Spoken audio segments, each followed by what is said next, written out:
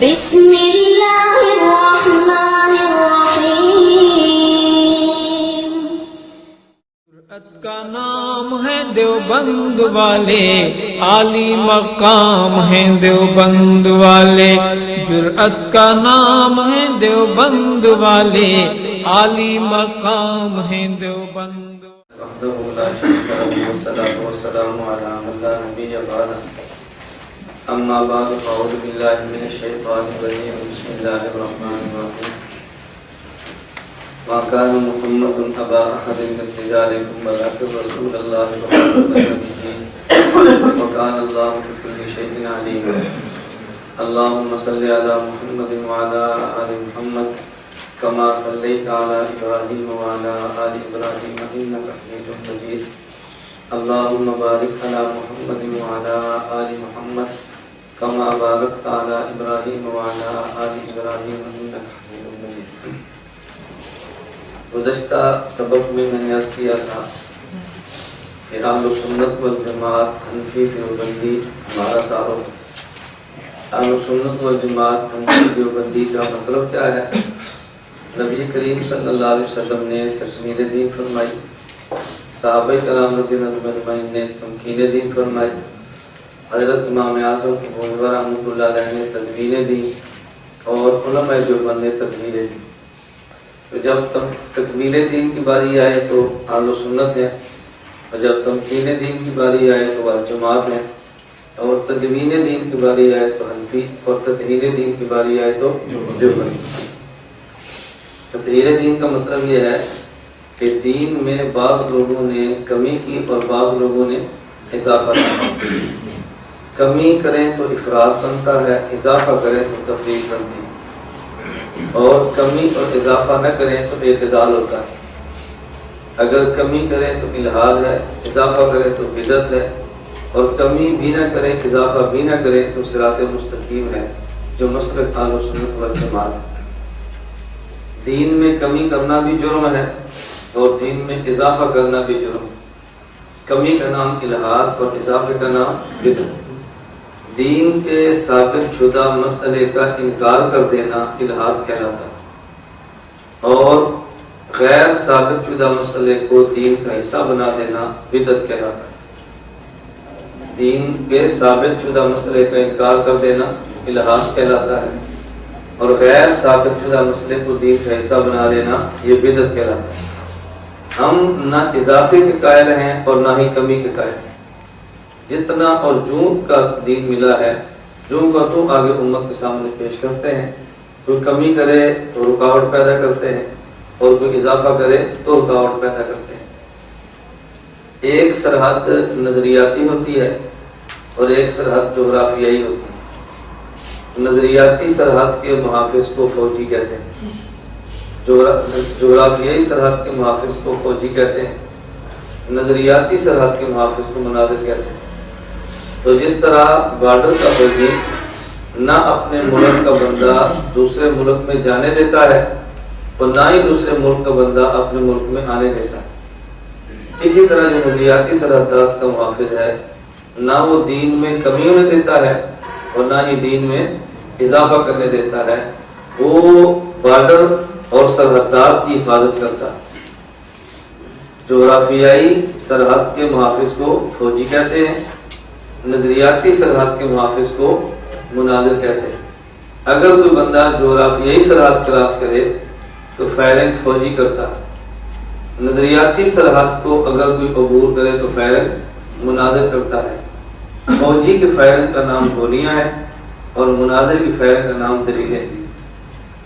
فوجی کی فائرنگ کا نام گولیاں اور مناظر کی فائرنگ کا نام دلیلیں۔ تو جو ہماری فائرنگ ہے اس کا معنی گولیاں نہیں ہے، ڈنڈے سوٹے نہیں، اس کا معنی کیا ہے؟ دلائل دینا، دلیل سننا اور دلیل کا جواب دینا، یہ ہماری ذمہ داری ہے۔ جو نظریاتی سرحدات کا محافظ ہے مناظر، اور جغرافیائی سرحدات کا محافظ ہے فوجی۔ ایک بندہ وہ ہے جو بارڈر پر کھڑا ہے اور بارڈر کی حفاظت کرتا ہے، جسے فوجی کہتے ہیں، اور ایک بندہ وہ ہے کہ جو بارڈر پہ نہیں ہے، ملک کی حدود کے اندر رہ کے اپنا کام کرتا ہے۔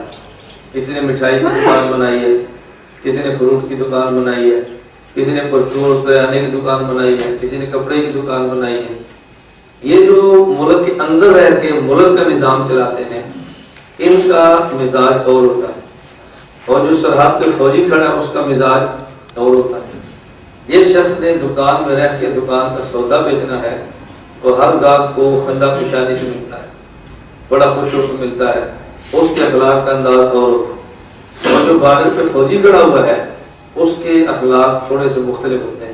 ہوتا خوش اخلاق ہے لیکن اس کا اخلاق کچھ اور ہوتا ہے. وہ بارڈر کراس کرنے والے کو خوش ہو کر مٹھائی پیش نہیں کرتا، وہ آنکھیں دکھاتا ہے ہوں. بارڈر میں داخل فوجی کیا کہتا ہے؟ ہوں. ساتھ گن سیدھی کرتا ہے، خبردار اگر اندر آئے تو. لوگ کہ یہ بہت بد اخلاق ہے، بہت ظالم ہے، بہت بیوقوف ہے، اس کو اخلاق کی سوجھ بوجھ نہیں، یہ بہت بڑی زیادتی ہوگی. اگر فوجی بارڈر پہ کھڑا ہوا ہوں ہاں کرتا رہے تو یہ دکان ملک کے اندر کی دکانیں چلتی رہتی. اور اگر فوجی بارڈر کو کھلا چھوڑ دے اور وہ آنکھیں نہ نکالے تو پھر دشمن ملک کی دکانیں چلنے دے گا، اجاڑ کر رکھنے. نظریاتی سرحدات کا محافظ جو مناظر ہے وہ کبھی آنکھ نکالتا رہتا ہے، وہ کبھی دلیل کی فائرنگ کرتا رہتا ہے، خون کھا کرتا رہتا ہے. اس کا فائدہ کیا ہوتا ہے کہ جو سرحد کے اندر باقی دین کے شعبے ہیں وہ بڑے پیار اور محبت سے چلتے رہتے ہیں. اگر یہ مناظر آنکھیں نکالنا چھوڑ دے تو دوسرے دین کے کام کرنے والوں کو دشمن ویسے ہی کھانا شروع کر دے. تو باقی دین کے شعبے چلانے کے لیے اس مناظر کا کام ہے کہ آنکھ دکھائے، کہیں گرجے، کہیں دلیل دے، کہیں دھاڑ مارے، تاکہ دشمن سمجھے کہ نہیں ان کے داخلی مقامات پر حملے نہیں کرنے، ان کے سرحدات کو معافی بڑے مضبوط ہیں، اگر حملہ کیا تو فائدہ نہیں. تو علماء دیوبند کا بنیادی کام ہے تطہیر دین. دیوبند کو مستقل مسلک نہیں ہے، مستقل فرقہ نہیں ہے، کوئی مستقل الگ دین نہیں ہے. دیوبندیت اس دین کے تسلسل کا نام ہے جو اللہ رب العزت سے چلا، نبی پاک صلی اللہ علیہ وسلم، صحابہ کرام رضی اللہ عنہم اجمعین، ائمہ مجتہدین سے ہوتا ہوا یہاں پہنچا ہے. اسی دین کو لے کر آگے چلے ہیں. تو دیوبندیت کوئی الگ فرقہ نہیں ہے بلکہ اس تسلسل والے دین کا نام ہے. اللہ سے چلا ہے اور ان تک پہنچا ہے، اسی کو آگے پھیلا رہے ہیں. بعض لوگ دین میں کمی کرتے ہیں اور بعض میں اضافے. اب ظاہر ہے آپ کا واسطہ ان حضرات سے پڑے گا جو دین میں کمی کرتے ہیں اور کبھی ان سے پڑے گا جو دین میں اضافہ کرتے ہیں. ہم نے اپنے دین کی حفاظت کرنی ہے، نہ کمی ہونے دینی ہے اور نہ ہی اضافہ ہونے دینی ہے. جو دین میں اضافہ کرے وہ بھی مجرم ہے، لیکن جو دین میں کمی کرے وہ بڑا مجرم ہے. کمی کرنے والے کا نام ملحد ہے اور اضافہ کرنے والے کا نام مبتدع ہے، بدعت ہے. ملحد مجرم نمبر 1 ہوتا ہے اور مبتدع مجرم نمبر 2 ہوتا ہے. ملحد مجرم نمبر 1 ہے اور مبتدع مجرم نمبر 2 ہے. میں بات سمجھاتا ہوں مثال دے کر. آپ کے ہاں یہاں مثلا سبق ہو رہا ہے، یہ مسجد ہے. اب میں مثال کے طور پر کہتا ہوں یہ مسجد ہے، 10 بندے. 2 قسم کے بندے ہیں. ایک بندہ کہتا ہے یہ مسجد نہیں ہے، یہ دکان ہے. یہ مسجد نہیں ہے، یہ رہائشی پلاٹ ہے. یہ ساتھ بھی رہائشی پلاٹ ہے اور یہ بھی رہائشی پلاٹ ہے. یہ مسجد نہیں ہے. یہ 7 دفاتر ہیں اور یہ بھی دفتر ہے، مسجد نہیں ہے. یہ اس نے جرم کیا کہ اس نے بات ٹھیک کی ہے. پھر کہتا ہے یہ مسجد نہیں ہے، یہ رہائشی پلاٹ ہے. یہ بھی رہائشی پلاٹ اور یہ بھی رہائشی پلاٹ. یہ بھی دکان ہے اور یہ بھی دکان ہے، مسجد نہیں. اس نے غلط کہا یا ٹھیک کہا؟ اور ایک دوسرا بندہ ہے وہ کہتا ہے نا یہ پلاٹ بھی مسجد ہے اور یہ بھی مسجد، یہ دکان بھی مسجد ہے اور یہ بھی مسجد ہے. یہ ٹھیک کہتے ہیں غلط؟ لیکن دونوں کی غلطی میں کیا فرق ہے؟ ایک بندہ وہ ہے کہ جس نے مسجد کو تو مسجد مانا ہے نا لیکن کچھ اضافہ کر لیا، اور ایک بندہ جس نے وجود مسجد ہی کا انکار کر دیا، مسجد کا نام و نشان ہی نہیں ہے. آپ بتائیں دونوں میں بڑا مجرم کون ہے؟ جو دکان کو مسجد کہتا ہے، جو مسجد کو دکان کہتا ہے. بڑا مجرم وہ ہے کہ جو مسجد کو بھی دکان کہتا ہے، اور چھوٹا مجرم وہ ہے کہ جو مسجد کو مسجد مانتا ہے لیکن دکان کو بھی مسجد کہتا ہے. بڑا مجرم وہ جو مسجد کو بھی رہائشی پلاٹ کہتا ہے، اور چھوٹا مجرم کہ جو رہائشی پلاٹ کو بھی مسجد کہہ رہا ہے. یہ تو جس نے وجود مسجد کا انکار کر کے مسجد کو رہائشی پلاٹ یا دکان کہہ دیا، یہ ملحد. یہ کون ہے؟ ملحد. اور جس بندے نے دکان کو بھی مسجد کا حصہ مان لیا، وہ بھی مسجد اور یہ بھی مسجد، یہ کون ہے؟ مبتدع۔ تو جس نے اس چیز کا اضافہ کیا جو نہیں بنتا تھا وہ مبتدع، اور جس نے اس چیز کو نکال دیا جو نہیں نکل سکتی تھی وہ ملحد۔ اور ہمارا مسئلہ کون سا ہے؟ صراط مستقیم، اہل سنت والجماعت، حنفی دیوبندی۔ ہم پلاٹ کو مسجد نہیں کہتے اور مسجد کو پلاٹ نہیں کہتے، رہائشی پلاٹ۔ مسجد کو دکان نہیں کہتے اور دکان کو مسجد نہیں کہتے، مسجد کو مسجد مانتے ہیں، رہائشی پلاٹ کو رہائشی پلاٹ مانتے ہیں، مسجد کو مسجد کہتے ہیں اور دکان کو دکان کہتے ہیں۔ یہ بات تو سمجھ میں آ گئی کہ ملحد کون ہے اور مبتدع کون ہے۔ اور دوسری بات کہ ملحد اور مبتدع میں سے مجرم نمبر 1 کون ہے؟ ملحد یا مبتدع؟ اچھا، ہمارے یہاں انوکھی ترتیب ہے۔ دنیا بھر میں ہم تردید بدعتیوں کی کرتے ہیں، ملحدین کی نہیں کرتے۔ نتیجہ کیا نکلتا ہے کہ لوگ بدعتی ہونے کے لیے تیار نہیں ہوتے، البتہ ملحد ہو جاتے ہیں، چونکہ ہم نے ان کی تردید جو نہیں کی۔ میں اس کی 2-4 مثالیں دیتا ہوں تاکہ بات آپ کے ذہن میں بیٹھ جائے، اس کے بعد میں اپنا اگلا سبق شروع کرتا ہوں۔ ایک بندہ ہے، وہ کہتا ہے کہ اللہ رب العزت کا وجود ہی نہیں، خدا ہے ہی نہیں۔ جیسے چین والے ہیں، روس والے ہیں، یہ کہتے ہیں خدا کا وجود ہی نہیں، داری۔ اور ایک بندہ کہتا ہے اللہ کا وجود ہے لیکن خدا ایک نہیں، خدا ہزار ہے، جیسے ہندوستان کے ہندو ہیں۔ اب بتاؤ، جس بندے نے اللہ کے وجود ہی کا انکار کیا یہ کون ہے؟ ملحد ہوا نا۔ اور یہ جو مشرک ہے جس نے اللہ کے ایک اللہ مانا 7-10 اور مان لیے، یہ کون ہوگا؟ مبتدع، مشرک، اضافہ کرنے والا۔ کبھی مبتدع فی العمل ہوتا ہے، کبھی مبتدع فی العقیدہ ہوتا ہے، یاد رکھنا، ہمیشہ مبتدع فی العمل نہیں ہوتا، کبھی مبتدع فی العقیدہ بھی ہوتا ہے۔ مماتی مبتدع فی العقیدہ ہے، وہ کہتے ہیں بنتی کیسے ہے، کبھی مبتدع فی العمل ہوتا ہے، کبھی مبتدع فی العقیدہ ہوتا ہے۔ اچھا، ہمارا موقف کیا ہے؟ ایک اللہ موجود ہے اور دوسرا کوئی خدا موجود ہے، یہ کون سا مسلک ہے؟ اعتدال ہے، یہ اعتدال۔ اچھا، دوسری مثال سمجھیں۔ ایک بندہ کہتا ہے کہ اللہ ہر جگہ پہ موجود نہیں، صرف عرش پر، اور دوسرا کہتا ہے نہیں، اللہ بھی ہر جگہ پر، اللہ کا نبی بھی ہر جگہ پر۔ تو ایک شخص نے اللہ کو حاضر ناظر نہیں مانا، یہ کون ہے؟ ملحد۔ اور دوسرا کہتا ہے اللہ بھی ہر جگہ اور اللہ کا نبی بھی، یہ کون ہے؟ بدعتی ہے۔ اور درمیانہ اعتدال والا مسئلہ کون سا ہے؟ اللہ ہر جگہ پر ہے چونکہ جسم سے پاک ہے، اور نبی پاک صلی اللہ علیہ وسلم مدینہ منورہ میں ہے کیونکہ مبارک جسم والے۔ بات سمجھ آ گئی؟ میں 2 دن نظریات بتا رہا ہوں، مثالیں، بات سمجھنے کے لیے۔ ایک بندہ یہ بات کہتا ہے کہ 1,24,000 انبیاء میں سے کوئی بھی معصوم نہیں، جیسے ابو العلا مودودی ہے، ان کا نظریہ ہے، کوئی بھی معصوم نہیں۔ اور ایک بندہ کہتا ہے نہیں، رسول اکرم صلی اللہ علیہ وسلم کے بعد 12 معصوم اور بھی، جیسے روافض کا عقیدہ ہے۔ تو جو شخص 1,24,000 کو معصوم نہ مانے، یہ کون ہے؟ ملحد۔ اور جو 12 اور معصوم مانے، یہ کون ہے؟ مبتدع۔ کفر کے منافی نہیں ہوتا، مبتدع سے مراد کیا ہے؟ اضافہ کرنے والا۔ آپ بتاؤ، پہلا جرم کس کا ہے اور دوسرا جرم؟ بات سمجھ آ رہی؟ اچھا، ایک بندہ کہتا ہے کہ آپ یہاں سے صلاۃ و سلام پڑھو، نبی پاک صلی اللہ علیہ وسلم پھر بھی نہیں سنتے، اور روزے پر جا کر پڑھو پھر بھی نہیں سنتے، یہ کون ہے؟ ملحد۔ یہ کہتے ہیں یہاں سے پڑھو پھر بھی سنتے ہیں، روزے پر جا کر پڑھو پھر بھی سنتے ہیں، یہ کون ہے؟ اچھا، میں پہلا اس بندے انبیاء میں اعتدال کا عقیدہ کون سا ہے؟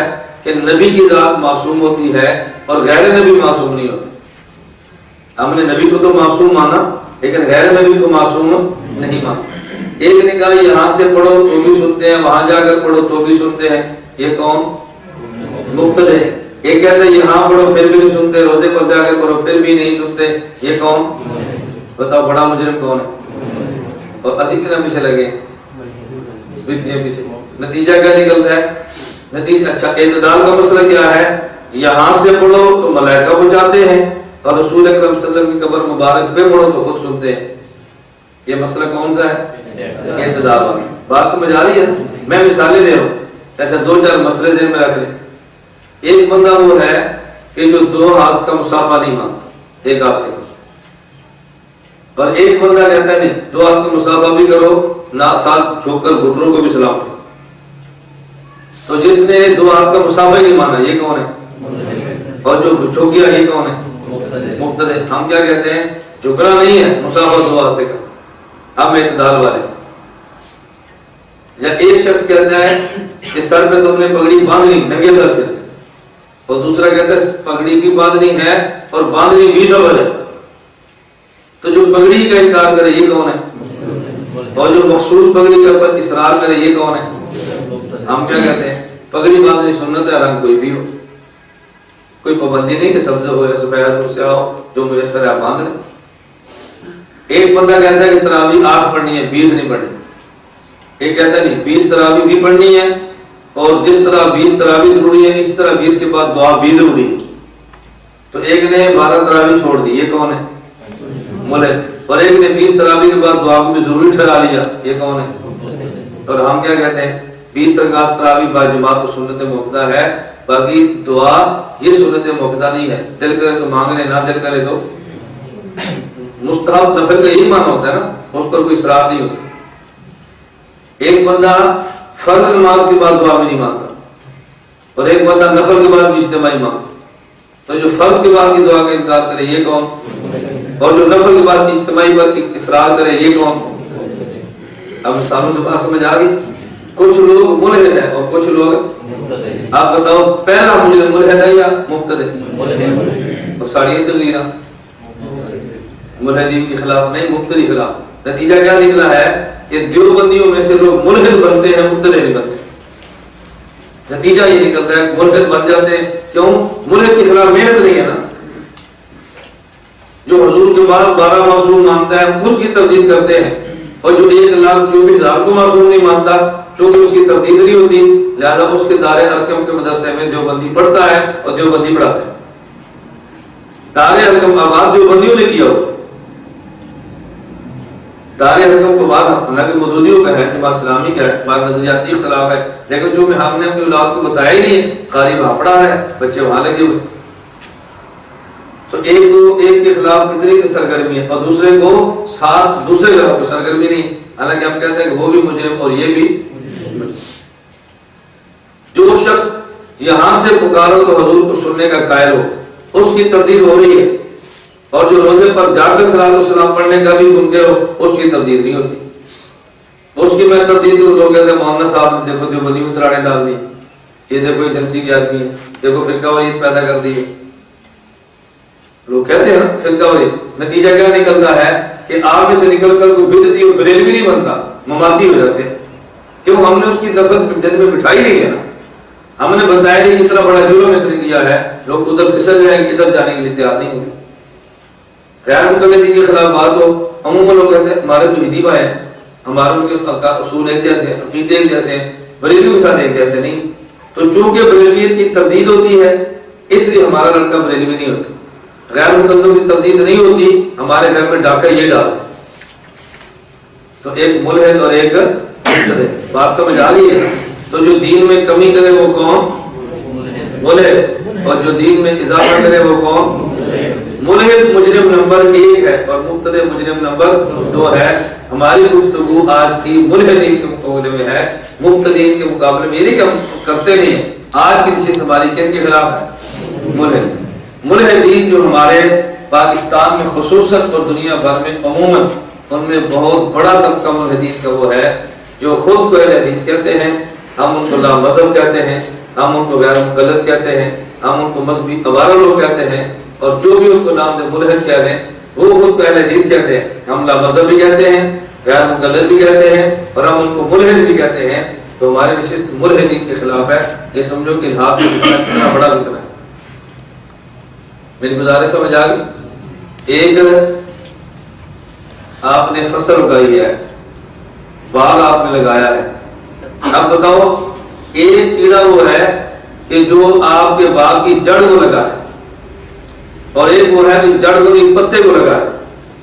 جو پتے کو لگا نقصان دہ وہ بھی ہے، لیکن بڑا نقصان دہ کون ہے؟ جڑ۔ ہم جڑ والے کیڑے کو چھوڑ دیتے ہیں, پتے والے کو سپرے کرتے رہتے ہیں. سمجھدار کسان وہ ہوتا ہے جو پہلے اس کیڑے کو ختم کرے جو جڑ کو لگائے. جب جڑ والا کیڑا مر جائے گا نا تو تنا ٹھیک ہو جائے گا. اور اگر آپ نے جڑ والا کیڑا نہ مارا, اوپر آپ سپرے کرتے بھی رہے, تو جڑ والے نے پورے درخت کو ختم کر کے رکھا. غیر مقلدین کا کیڑا وہ ہے کہ جو درخت کی جڑ کو لگا ہوا ہے. بریلویت کا کیڑا وہ ہے جو پتے اور پھلوں کو لگا ہوا ہے.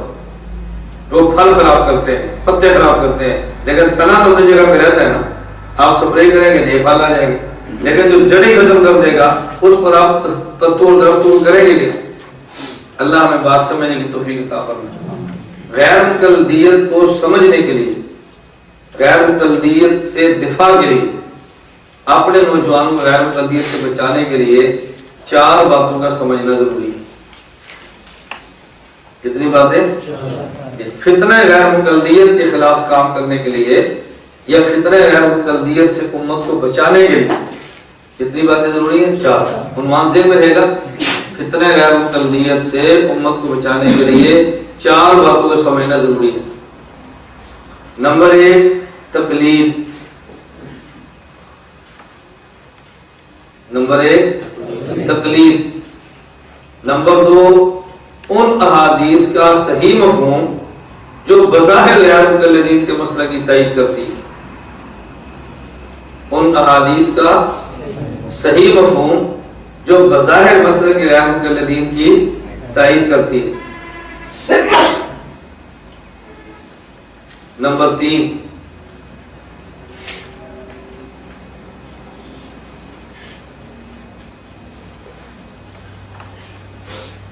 علماء دیوبند, اکابرین علماء دیوبند کی وہ عبارات تصوف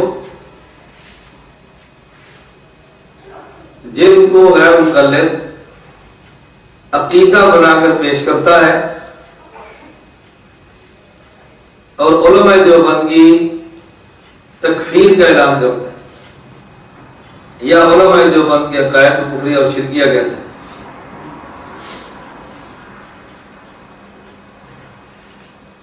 اکابرین علماء دیوبند کی ان عبارات کا صحیح مفہوم کہ جن عبارات کی بنیاد پر غیر مقلدین علماء دیوبند کے عقائد کو کفریہ اور شرکیہ کہتے ہیں. نمبر 4 ان مسائل فقہ کا صحیح مفہوم جن کی بنیاد پر غیر مقلد فقہ حنفی کو قرآن حدیث کے مقابلے میں مستقل ایک دین اور فرقہ قرار دیتا ہے.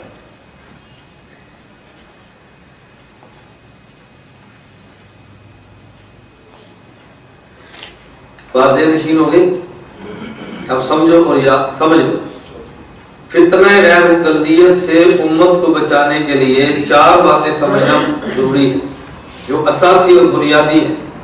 نمبر 1 تقلید کا مفہوم. نمبر 2 ان احادیث کا صحیح مفہوم جو بظاہر مسئلہ غیر مقلدین کی تائید کرتی ہے بظاہر. نمبر 3 علماء اکابرین علماء دیوبند کی ان عبارات کا صحیح مفہوم کہ جن عبارات کی بنیاد پہ غیر مقلد علماء دیوبند کے عقائد کو کفریہ اور شرکیہ کہتے ہیں. نمبر 4 ان مسائل فقہ کا صحیح مفہوم جن کی بنیاد پر غیر مقلد فقہ حنفی کو قرآن حدیث کے خلاف ایک مستقل دین اور فرقہ قرار دیتے ہیں. 4 باتیں.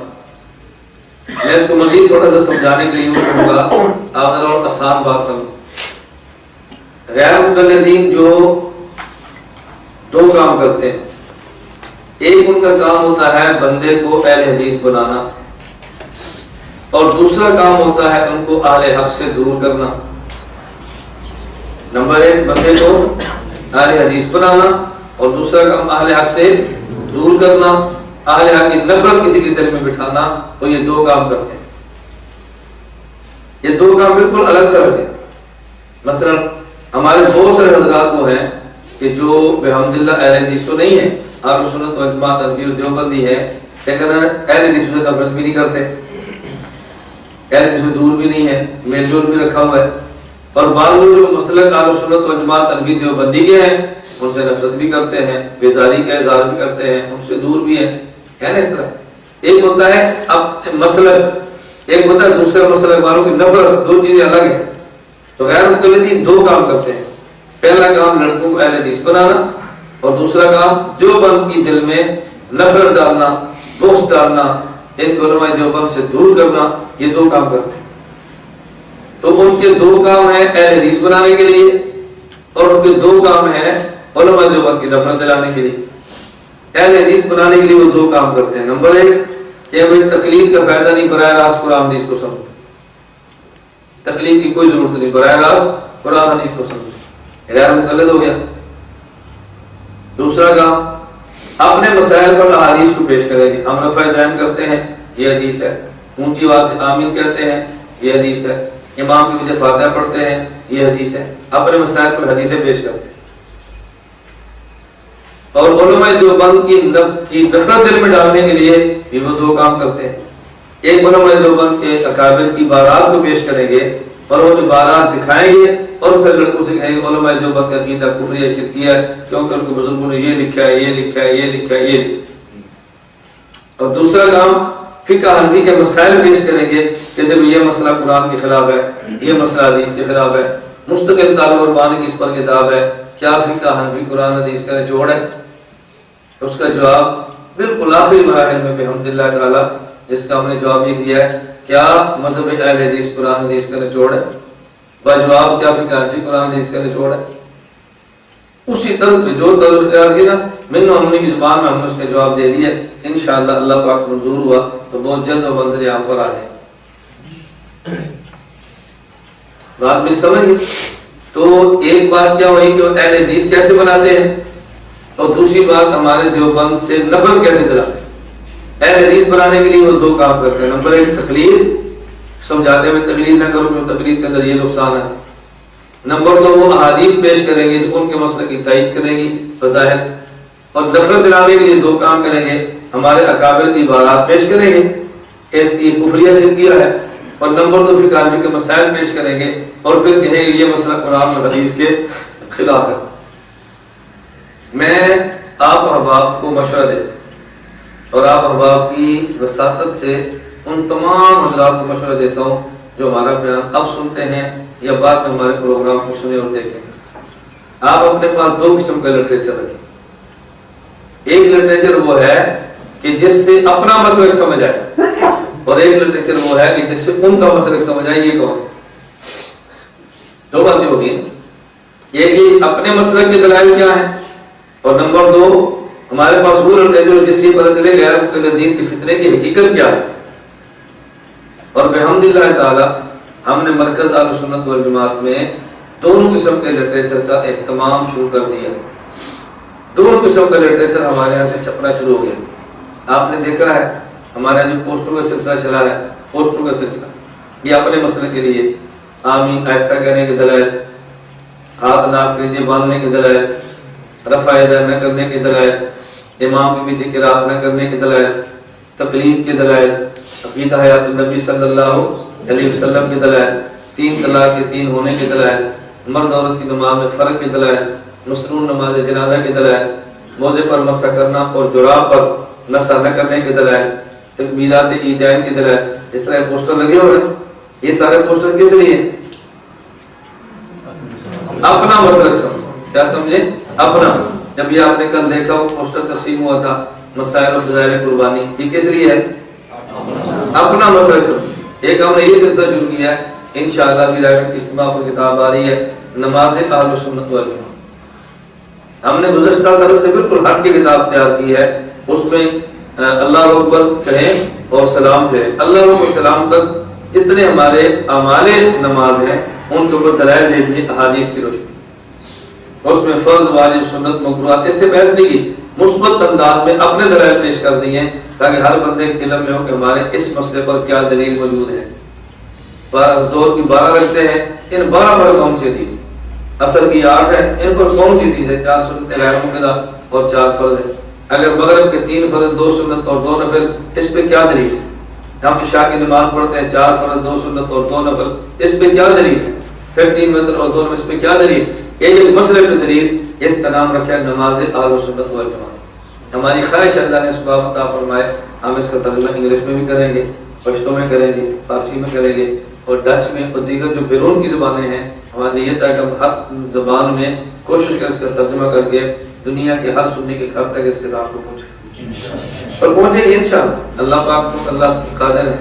میں ساتھی کو سمجھانے کے لیے کہتا ہوں، اللہ رب العزت نے ابراہیم سے فرمایا اذن فی الناس بالحج یاتوک رجالا وعلی کل ضامر یاتین من کل فج عمیق۔ اذن فی الناس بالحج، اے ابراہیم آپ اذان دو، اعلان آپ کرو، حاجی ہم نے ہے۔ ابراہیم نے پہاڑی پہ چڑھے اور اعلان کر دیا، آج دیکھو حاجی کتنے جا رہے ہیں، سنبھالنا ان کو مشکل ہے۔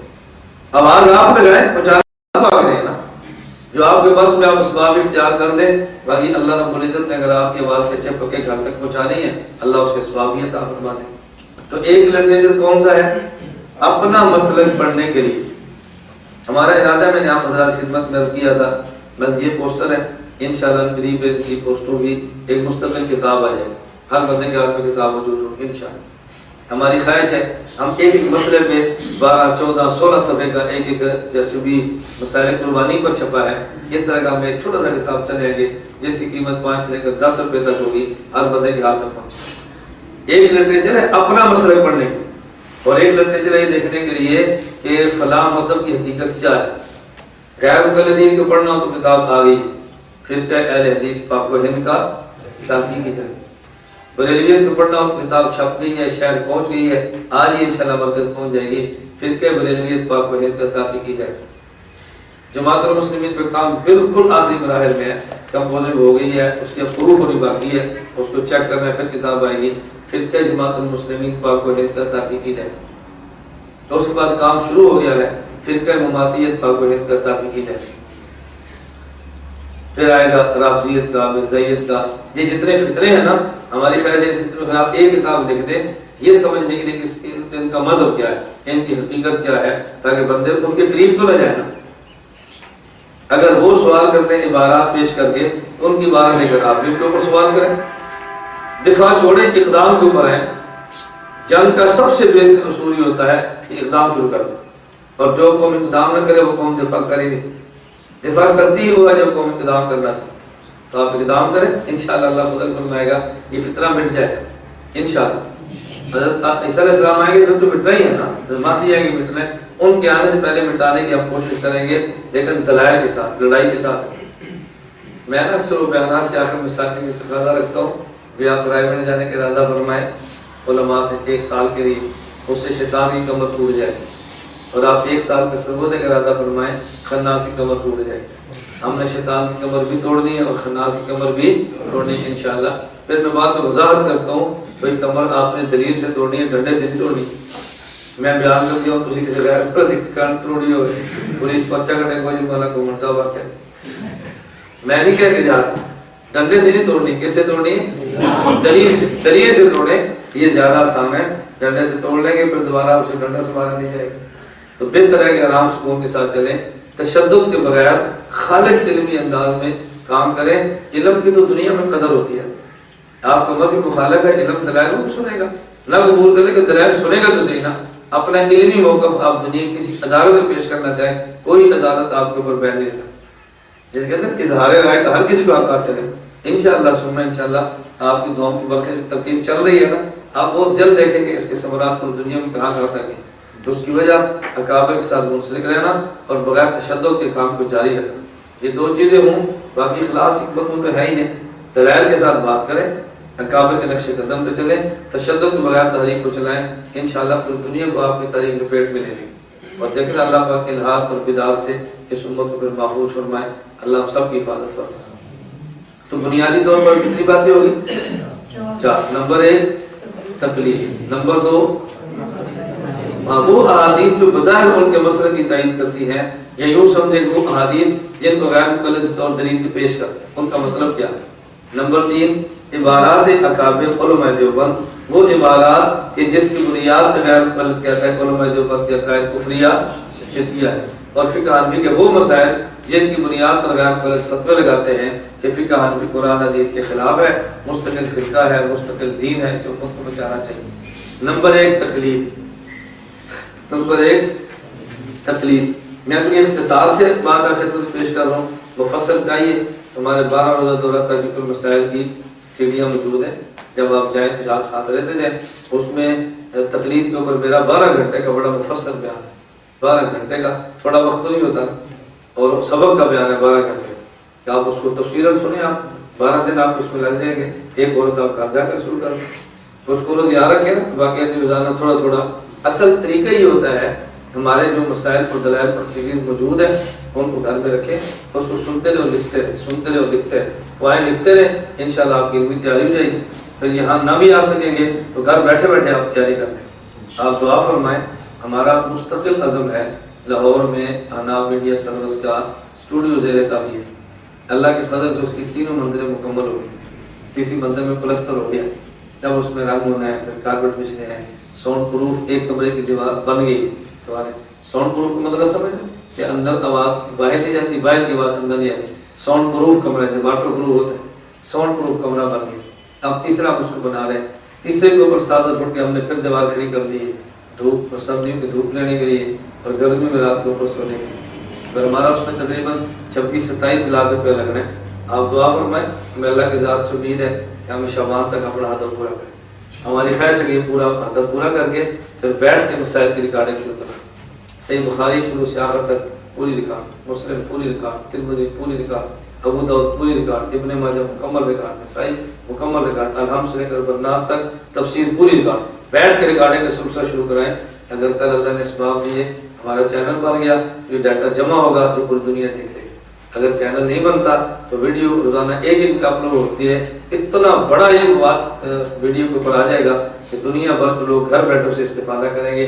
آج باہر کی دنیا میں لوگ چینل دیکھتے ہیں، لوگ ڈشیں دیکھتے ہیں، لوگ وہاں پہ کیبل دیکھتے ہیں، لوگ وہاں پہ نیٹ دیکھتے ہیں، وہ لوگ سیڑھیاں یہ چیزیں استعمال کرتے ہیں، اور جب چینل کھولو مدنی، جب چینل کھولو مسلم بند قادیانی، جب چینل کھولو پیس ذاکر نائک، جب چینل کھولو حامدی، جب کھولو فرد ہاشمی، جب کھولو طیب قادری، یہ بدبختوں کا طبقہ ہے جو چینل کے اوپر چھایا ہوا ہے۔ تو ہم کہتے ہیں جب آپ کی آواز وہاں تک جائے گی تو لوگ اس کی بجائے آپ کو سنیں گے، ایسے ہو گئے اس کو سنیں۔ میں نا ایک بات اپنی معذرت کے ساتھ کہتا ہوں، اس بات کو سمجھا کرو کہ اس قوم کو سی ڈی کا چسکا پڑ گیا ہے، یہ چسکا آپ ختم نہیں کر سکتے، سی ڈی بدل سکتے ہیں، چسکا ختم نہیں کر سکتے۔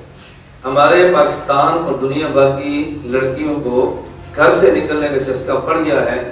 مہدی کی آمد سے پہلے درد اسباب میں گھر میں بند کرنا مشکل ہے، ہاں یہ ترتیب بنا لیں، گھر سے جائے تو اسکول نہ جائے، مدرسے چلی جائے، کالج رہتے وہاں چلی جائے کالج۔ میں اس میں ایک جملہ ساتھی کو سنایا کرتا ہوں کہ جن دنوں میں مستورات کا نظام تبلیغی جماعت میں شروع ہوا نا، تو بہت سے حضرات نے اعتراض کیا کہ تبلیغی جماعت نے عورتوں کو گھر سے نکال دیا، عورتوں کو جو گھر کی عورت ہے اس کو باہر نکال دیے، تبلیغی جماعت نے مستورات کو گھر سے باہر نکال دیے۔ اس کا بڑا پیارا ایک بزرگوں نے جواب دیا، انہوں نے فرمایا ہم نے گھر کی عورت کو باہر نہیں نکالا، جو عورت گھر سے باہر نکل چکی تھی اس کو سیلمی کی بجائے مدرسے پہنچاتی ہے۔ نکل تو چکی تھی نا، پہلے نکل گئی، اب ہم نے تھوڑا نکالا ہے۔ بازار جو عورتیں بھری پڑی ہیں وہ ہم نے نکالی، کسی میلے میں جاؤ تو رش ہے وہ ہم نے نکالی، اسٹوڈیوز میں جاؤ تو عورتیں ہی عورتیں، طوفان ہم نے مچائے۔ فرق کیا تھا؟ کیونکہ گھر سے نکل گئی ہیں۔ اب آپ صبح نکلے نا ذرا باہر تو ریوڑ کے ریوڑ، بکریوں کے ریوڑ چھوٹے ہوں گے، ان کے ریوڑ بڑے ہوں، ریوڑ کے ریوڑ جا رہی ہیں اسکولوں میں کالجوں میں۔ ہم اسکول کالج کی مخالفت نہیں کرتے اگر شرعی حدود کے اندر رہ کرو، ہمیں اس سے کوئی اعتراض نہیں ہے، لیکن حدود شریعت کا خیال کیا ہے۔ اب اس کا حل کیا تھا کہ قوم نے بچیاں گھر بٹھانی نہیں، اللہ جزائے خیر فاقہ مدارس والوں کو انہیں مدرسے بنا دی، چلو بچی وہاں نہ جائے وہاں چلی جائے، تو جگہ بدل دی نا۔ اس لیے اب لوگوں نے سیڑھیاں نہیں چھوڑنی، یہ ہوگا کہ آپ سیڑھی اتنی عام کریں وہ ذاکر نائک نہ سنیں حسن میں، وہ کسی اور کو نہ سنیں، ہمارے قابل کو سن لیں، تو اس کا فائدہ یہ ہوگا کہ لوگ کن کو سنیں گے ان سے دور جائیں، اور جب آپ اس کی جگہ پر متبادل نہیں دیں گے تو لوگ کبھی بھی قبول کرنے کے لیے تیار نہیں ہوں گے۔ مفتی ابوالبابا شاہ منصور دامت برکاتہ ایک بار فرمانے لگے ہم نے ضرب مومن پہ پیپسی کے خلاف بڑی مہم چلائی لیکن خاطر خواہ کامیابی نہیں ہوئی۔ میں نے کہا کہ وجہ، فرمایا وجہ یہ ہے کہ اس قوم کے زبان کو کوکا کولے کا چسکا لگ چکا ہے، اس قوم کی زبان کو کولے کا چسکا لگ گیا ہے۔ اگر آپ نے پیپسی کولا چھڑانا ہے تو متبادل کولا دو، پھر پیپسی کی مخالفت کرو۔ اگر آپ نے متبادل کولا نہ دیا نا اور پھر پیپسی کی مخالفت کریں گے، 1-2 مہینہ چھوڑ دیں گے پھر لگ جائے، جو کولا کو زبان کا چسکا پڑ گیا۔ متبادل کولا دیے بغیر آپ پیش کریں گے یہ بڑا مشکل کام، متبادل کولا دے پھر لوگ چھوڑ دیں۔ میں جدہ میں مجھے بعض حضرات نے کہا کہ فرد آج کے خلاف آپ 1 گھنٹے کی CD ریکارڈ کرا دیں، اس کا مدرسہ بن گیا، ویٹنگ لسٹ میں داخلے چلے گئے، لڑکیاں بہت متوجہ ہیں۔ میں نے جدہ کے احباب سے کہا کہ میں بیان ریکارڈ کراؤں ایک شرط پہ، پہلے آپ 1 سالہ نصاب دے کر بچوں کا مدرسہ بنا لیں، پھر میں فرد آج کے خلاف تقریر کر دیتا۔ اگر میں نے یوں تقریر کی تو لوگ جدہ میں کہیں گے کہ اپنا مدرسہ بناتے نہیں ہیں، وہاں میں جانے نہیں دیتے، تو کیا اپنی لڑکی پھر کالج میں بھیجیں، سر میں بھیجیں، بے دین بنائیں اس کو۔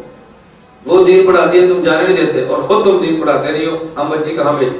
میں نے کہا متبادل ادارہ بنائیں، ہم فرد ہاشمی کی تبدیل کر دیں گے۔ اگر وہ دوبارہ نہیں بناتے اس وقت سکوت اختیار کا اس کا نفع کم ہو۔ میری گزارش سمجھ رہے؟ تو ہماری خواہش ہے کہ ساری باتیں ریکارڈ کے اندر آ جائیں تاکہ لوگ اس سے گھر بیٹھے استفادہ۔ اب یہ موبائل پہ جو سلسلہ شروع ہو، جتنا ڈیٹا ایک موبائل پر ہے، آپ فلم میں، نتیجہ کیا ہے؟ گانے چل رہے ہیں، فلمیں چل رہی ہیں، قوالیاں چل رہی ہیں، اور اگر آپ بیانات کا سلسلہ شروع کریں گے تو لوگوں کو چھوڑ کریں کچھ ہو جائے۔ اور یہ میڈیا وار کا دور ہے، اس دور میں وہی قوم جیتی ہے جس کا میڈیا مضبوط ہے۔ میڈیا سے 80% بندہ جنگ جیت لیتا ہے۔ اللہ ہمیں ان چیزوں کو سمجھنے کی توفیق عطا فرمائے۔ چلیں بات سمجھیں۔ پہلی بات کیا ہے؟ تقلید۔ میں پھر بات یہاں سے چلی تھی کہ تقلید پر مفصل نہیں، میں خلاصہ عرض کرتا ہوں۔ اب ان سارے موضوعات چاروں کو بیان کریں گے نا تو چاروں بھی اگر بیان ہو جائے تو خلاصہ ہی ہوگا، مفصل تو نہیں ہو سکتا۔ اللہ توفیق عطا فرمائے۔ تو 1 سال کا ارادہ کرو، 1 سال کا ارادہ کرو، 1 سال میں اس کو پورا فن سمجھو اور فن سمجھ کے اس کو پھیلاؤ۔ تقلید کا معنی، تقلید پہ دلائل اور تقلید پر اعتراضات کے جوابات، یہ 3 باتیں ذہن نشین فرما رہے ہیں، بڑا خلاصہ ہے۔ نمبر 1 تقلید کا معنی، نمبر 2 تقلید کے دلائل، اور نمبر 3 تقلید پر اعتراضات اور اس کے جوابات۔ بس یہ 3 چیزیں نوٹ فرما۔ تقلید کا معنی سمجھیں۔ تقلید کلادہ سے ہے اور کلادہ کا معنی ہار ہوتا ہے۔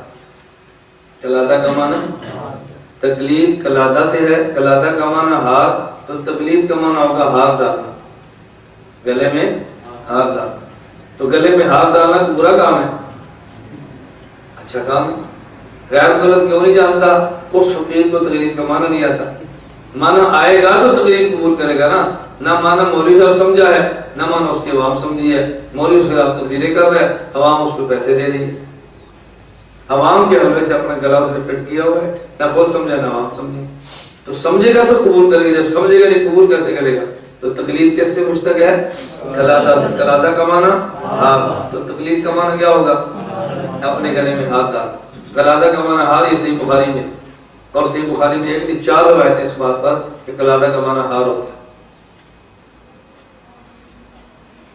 جو نہیں سمجھتا نا وہ قبول نہیں کرے گا۔ اس پر میں ایک لطیفہ سناتا ہوں کہ جب تک بندہ کسی چیز کو سمجھے نا قبول کرنے کے لیے تیار نہیں ہوتا۔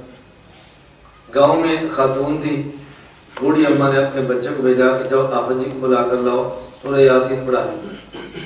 وہ بچہ چلا گیا، آپ سب بلایا، امی بلا رہی ہے، سورہ یاسین پڑھا لیں۔ حافظ جی کا معنی ہوتا ہے نبینا، اب حافظ جی کا معنی ہوتا ہے حافظ قرآن۔ پہلے حافظہ کا معنی کیا تھا؟ نبی۔ اور یہ انگریز کی چالیں تھی، یہ انگریز کی چال یہ تھی، نبینے کو حافظ جی اتنا متعارف کراؤ کہ کوئی ذمہ دار اپنے بیٹے کو حافظ نہ بنائے، کیونکہ حافظ تو نبینے کو کہتے ہیں۔ یہ انگریز کی چال تھی۔ ہوٹل کے مالک کے سر پہ پگڑی نہیں، ہوٹل کا جو بہرا کھانا تقسیم کرتا اس کے سر پگڑی پہ دعاؤ، تاکہ کوئی معذور بندہ پگڑی باندھنے کے لیے تیار نہ ہو۔ جن کی بچی ہے ان کے سر پہ پگڑی نہیں، جو ٹول پٹن آئے نا انہوں مراسی سر پہ پگڑی بندھو، تاکہ کوئی بندہ پگڑی باندھنے کے لیے تیار نہ ہو۔ یہ انگریز کی چالیں تھی۔ گاؤں میں لوہار، ترخان اور نائی موچی کو 2 ایکڑ زمین دو، ساتھ مولوی صاحب کو 2 ایکڑ دے دو، اور گاؤں کے نمبردار کو مربع دے دو 25 ایکڑ۔ کیوں؟ نتیجہ نکلے گا کہ لوگ مولوی بننے کے لیے تیار نہیں ہوں گے، وہ سمجھے کہ مولوی بننا تو کمیاں کا کام ہے۔ اس نے مولوی کو 2 ایکڑ زمین دے کے احسان نہیں کیا، اس نے 2 ایکڑ زمین دے کے مولوی کو گاؤں کے کمی کی فہرست میں شامل کیا ہے تاکہ لوگ مولوی بننے کے لیے تیار نہ ہوں۔ یہ انگریز کی چالیں تھی۔ خیر وہ بچہ آیا بلانے کے لیے، آبا جی ماں بلا رہی ہے، انہوں نے کہا امی جان کیا کہتی؟ کہتے یاسین پڑھا۔ آبا جی نے پوچھا یاسین پڑھوں گا تو تمہاری امی ہمیں کیا دے گی؟ تو اس نے کہا جی امی کھیر کھلائے۔ آپ صاحب نے پوچھا وہ کھیر کیسی ہوتی ہے؟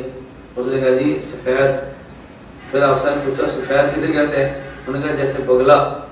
اس نے پوچھا بگلا کیسے ہوتا ہے؟ اس نے اپنا ہاتھ کھڑا کر کر وہ آپ سے ہاتھ کر یہ آپ صاحب نے کہا پتر میں یاسین پڑھتی۔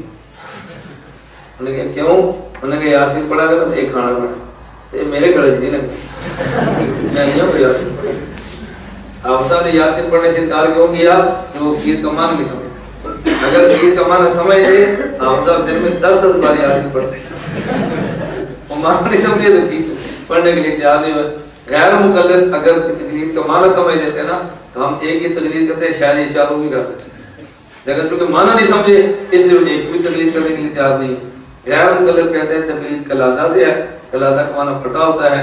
ہم کو کتے تھوڑے اپنے گلے میں پٹا ڈال دیں، ہم کو بندر ہے کہ اپنے گلے میں پٹا ڈال دیں، یہ پٹا ڈالنا جانور کا کام ہے، انسانوں کا کام نہیں۔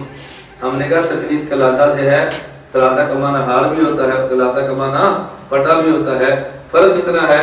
حضرت قاضی رحمۃ اللہ علیہ فرمایا کرتے تھے کہ انسان معنی انسانوں والا لیتے ہیں اور جانور معنی جانوروں والا لیتے ہیں۔ انسان معنی انسانوں والا لیتے ہیں اور جانور معنی جانوروں والا لیتے ہیں، اور غیر مقلد کے جانور ہونے میں رتی برابر بھی شبہ نہیں۔ غیر مقلد کے جانور ہونے میں رتی برابر بھی شبہ، اس میں کوئی شک کی بات نہیں ہے۔ غیر مقلد جانور آپ یقین فرمائیں، میں اکثر بیانات میں کی تشبیہ دے کر سمجھاتا رہتا ہوں غیر مقلد جانور ہیں، اور میں کہتا ہوں ایک اس بیان میں ایک تشبیہ سمجھ کہ غیر مقلد کیسے جانور ہیں۔ دنیا میں مختلف معنی بیان کرنے کے لیے مختلف جانوروں کا نام لیتے ہیں، مختلف معنی بیان کرنے کے لیے مختلف جانوروں کا نام لیتے ہیں۔ اگر کہنا ہو فلاں بندہ بہت دلیر ہے، کیا کہتے ہیں؟ شیر۔ تو یہ بات تو آپ کو معلوم ہے۔ وہ جو فلاں بندہ بزدل ہے، کیا کہتے ہیں؟ بزدل ہے، گیدڑ ہے۔ وہ جو فلاں بندہ بہت چلاک ہے، کیا کہتے ہیں؟ لومڑ ہے۔ کیا کہتے ہیں؟ لومڑ ہے۔ لومڑ آکھن گے یا کب آکھن گے؟ کہ کان دی ماں ہے۔ اس کا معنی کیا کہ بہت سمجھدار، بہت سمجھدار۔ ارے یہ بتانا فلاں بندہ بہت سست ہے، کیا کہتے ہیں؟ گینڈا۔ گینڈا بھی کہتے ہیں اور بھینس بھی کہتے ہیں۔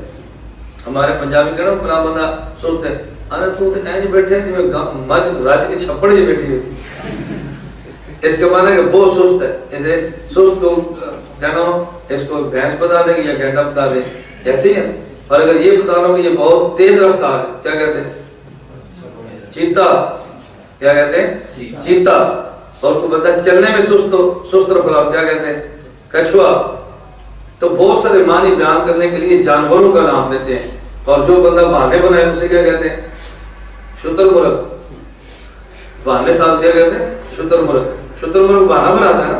کسی نے پوچھا تو اڑتا کیوں نہیں؟ انہوں نے کہا میں تو جانور ہوں۔ انہوں نے کہا پار کیوں نہیں چکتا؟ انہوں نے کہا میں پرندہ ہوں۔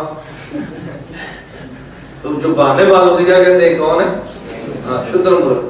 تو مختلف معنی کو بیان کرنے کے لیے مختلف جانوروں کے نام لیتے ہیں، اور یہ بتانا بہت بیوقوف ہے تو کیا کہتے ہیں؟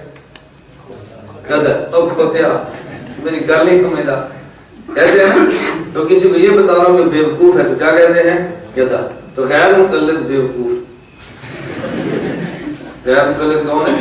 بیوقوف۔ اب یقین فرمائیں شکل دیکھے تو بندے کو تعجب ہوتا ہے، مطلب تونی تو پہلے داڑھی ہے، سر تو کپڑے، سر تو ننگے نے، بندے کو دیکھ کر شرم آتی ہے۔ تونی تو پہلے داڑھی، سر ننگے، کفاں پائیاں، کالر رکھے، ستنا، او وکھرا نظام ہوتا ہے۔ السلام علیکم۔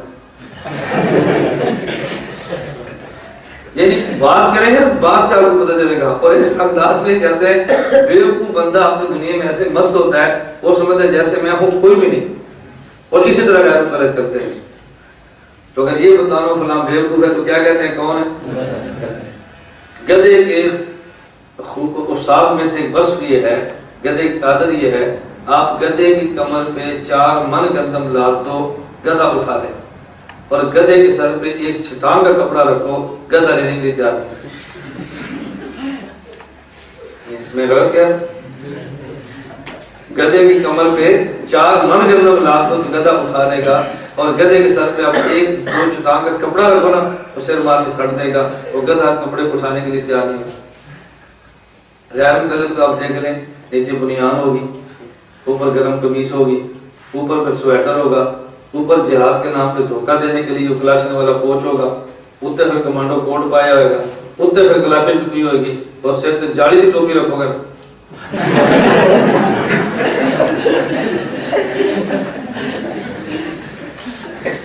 ایسے ہے کہ اب بطور ہم کیا گئے، یہ غیر مقلدین دفتر ہے۔ خدا گواہ ہے، میں جھوٹ نہیں بولتا، مسجد میں بیٹھا ہوں، میں نے اللہ کو جان دے لی ہے، بس دماغ قسم کے لوگ ہیں مقلدین۔ جس شخص میں دماغ اور عقل ہو نا، وہ کبھی بڑے بندے سے ٹکراتا نہیں، وہ بڑوں سے بولجتا نہیں ہے، بڑوں کی باتوں کو جرأت سے رد نہیں کیا کرتا۔ یہ بیوقوف احمق بندے کا کام ہوتا ہے کہ بڑوں کی بات کو تبدیل کرنا اور چھوٹوں کو مانے۔ یہ عجیب مخلوق ہے۔ میں نے آپ سے کہا نا کہ میں گراج بھی بیان میں کہا تھا، غیر مقلدین کی عادت ہے ماننے پر آئے تو گھوڑے کی قربانی مان، ماننے پر آئے مرغ کی مان، ماننے پر آئے مرغی کے انڈے کی مان، اور نہ ماننے پر آئے بھینس کی نہ مان۔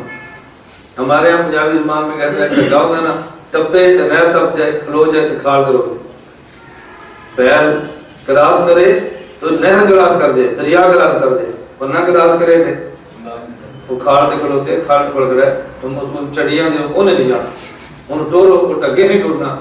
ایسا دنیا میں کوئی بیوقوف طبقہ ہوگا، نہ ماننے پر آئے تو بھینس بھی نہ مانے، اور ماننے پر آئے تو مرغی کا انڈا مانے۔ دوستوں انڈے کی قربانی کی میں کرو گے، انڈے کو ذبح کیسے کرو گے، گوشت کیسے نکالو گے، دمے میں کون کرو گا، مان لیے بس، اور قیاس کی بنیاد پہ مان۔ اللہ میں بات سمجھنے کی توفیق عطا فرمائے۔ تحقیق کرنے پر آئے تو امام ابو حنیفہ کو معاف نہ کریں، اور ماننے پر آئے تو بلا تحقیق مولوی کا استنجا مانے۔ نہیں سمجھے؟ ماننے پر آئے اپنے مولوی کا بلا تحقیق استنجا مانے۔ میں یہ بیانات میں پوائنٹ یاد کراتا ہوں کہ جو یاد کر کے ہر بات کی تحقیق کریں گے، ان کو تو اپنے مولوی سے نماز پڑھی ہے، کیا مولوی نے استنجا کیا ہے؟ چتری کیا ہوگا، دیکھا کیا ہوگا تو تقلید ہے، تو سیدھے موقع کی تھی جماعت توڑی، کیا ہوگا کیا ہوتا ہے؟ اس لیے پھر میں غیر مقلدین کو مشورہ دیتا ہوں کہ تم اپنے مسجد میں میرا آپ سے کمرہ بنایا کرو، مولویوں کے منڈا کو کھلو جائے، باری باری چیک کرو نے استنجا کیتا ہے۔ یہ میں مذاق نہیں کر رہا، جب تک آپ نے اس سطح پر ان کو نہیں لانا، ان کا دماغ ٹھیک نہیں ہوتا۔ ہمارے دماغ میں یہ علامے ہیں، بڑا علم ہے، بڑے صاحب تحقیق ہے، تو تجھے اپنے دماغ ان کو بھی کھوتے نے کہ نہیں دماغ نہیں ان کے پاس علم۔ جب آپ کے دماغ میں حیثیت ختم ہوگی تو آپ جرأت سے بات کریں گے نا۔ آپ بھی اس کے موقع کو لے کے قائل ہیں، آپ بھی اس کے علم و فضل کے قائل ہیں، وہ بکواس کر رہا ہے حضرت گنگوئی سے چلے کر امام صاحب تک، وہ سب کو بے ایمان کہہ رہا ہے، تو اس کا بڑا صاحب علم، یہ کیسا صاحب علم ہے یار، یہ کیسا بالغ آدمی ہے، اس کے پاس کون سا فن ہے، ہماری سمجھ سے باہر ہے۔ اللہ میں بات سمجھنے کی توفیق عطا فرمائے۔ اس لیے میں جب مسجد میں جاؤں میں کہتا ہوں کہ کمرہ بناؤ اور مولوی نے چیک کرو استنجا کیتا ہے کہ نہیں، پر تم ایسے موقع کو نہ مانے، ابو حنیفہ کی بات نہ مانے، اور ماننے پر آئے بلا تھا کہ مولوی کا استنجا مان لے۔ تم اپنے مولوی کا استنجا چیک کرو، ہم مان لیں کہ تم محققین لوگ ہو اور بغیر دلیل کے تم کوئی بات نہیں مانتے۔ تو ماننے پر آئے تو بلا تحقیق اپنی ماں کے پیٹ سے اپنا پیدا ہونا مان لیں۔ کیا دلیل ہے کہ میں اپنی ماں اور اپنے باپ کے بیٹوں، کوئی دلیل ہے سوائے میری ماں کی بات؟ میری ماں نے بتایا نا کہ تو فلاں کا بیٹا ہے، اور کوئی دلیل تو نہیں ہوتی؟ کوئی دلیل دنیا میں نہیں کسی بندے کے حلالی ہونے پہ سوائے اس کی ماں کی شہادت۔ ایک عورت پر اعتماد نہ کرو تو بندہ اپنا حلالی ہونا ثابت نہیں کر سکتا۔ تو ماننے پر آئے تو اپنی ماں کی بات مان لیں، اور نہ ماننے پر آئے امام حنیفہ کی بات نہ مانیں۔ کیسے بد دماغ لو؟ اب یہ تو سمجھو کہ ان کا دماغ کتنا ہے، ان کی علمی سطح کتنی ہے، ان کی سوچ اور فکر کتنی ہے، پھر بندہ کام کرتا ہے۔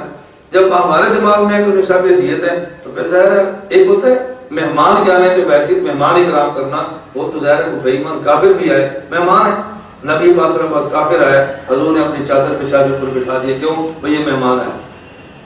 مہمان کے اکرام کا معنی یہ نہیں ہوتا کہ اس کے علم فضل کا کوئی بندہ کھائے۔ خیر تقلید کس سے ہے؟ قلادہ کا معنی اور غیر مقلد قلادہ کا معنی پٹا۔ میں نے کہا بھی انسان انسانوں والا معنی اور جانور جانور والا۔ دوسرا میں سمجھانے کے لیے بات کرتا ہوں، یہ علماء بڑی جلدی سمجھیں گے طلبہ، اگر تقلید کلادہ بمانا پٹا مان لیں تب بھی ہمارے خلاف نہیں، کیونکہ تقلید باب تفعیل ہے، یہ متعدی ہے، لازمی نہیں ہے۔ اس کا معنی ہوتا ہے پٹا ڈالنے والا، کلادہ ڈالنے والا۔ اگر کلادہ سے مشتق ہو، کلادہ کا معنی پٹا ہو، تو تقلید کا معنی کیا کریں گے؟ کلادہ ڈالنے والا، پٹا ڈالنے والا۔ مجھے بتاؤ کبھی کوئی بندہ پٹا اپنے گلے میں ڈالتا ہے؟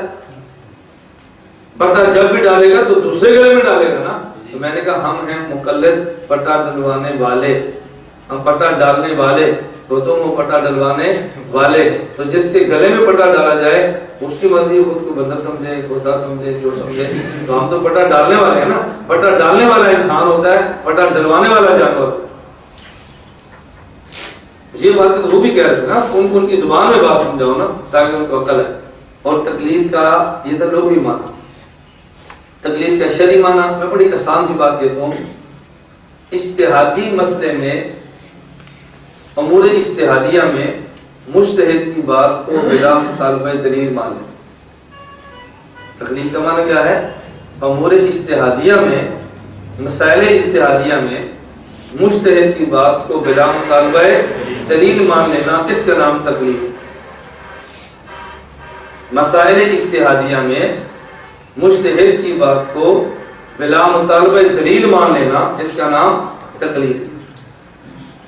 مجتہد کی بات قرآن کے مقابلے میں نہیں، مجتہد کی بات حدیث کے مقابلے میں نہیں، مجتہد کی بات صحابہ کے مقابلے میں نہیں، مجتہد کی بات ماننے کے مسائل اجتہادیہ میں مجتہد کی بات ماننا اور اسے دلیل نہ پوچھنا، اس کا نام تقلید۔ مسائل اجتہادیہ 4 ہیں۔ مسائل اجتہادیہ کتنے ہیں؟ 4۔ نمبر 1، وہ مسئلہ جو منصوص نہ ہو، نہ قرآن میں ہے نہ حدیث میں ہے، یہ مسئلہ اجتہادی ہے۔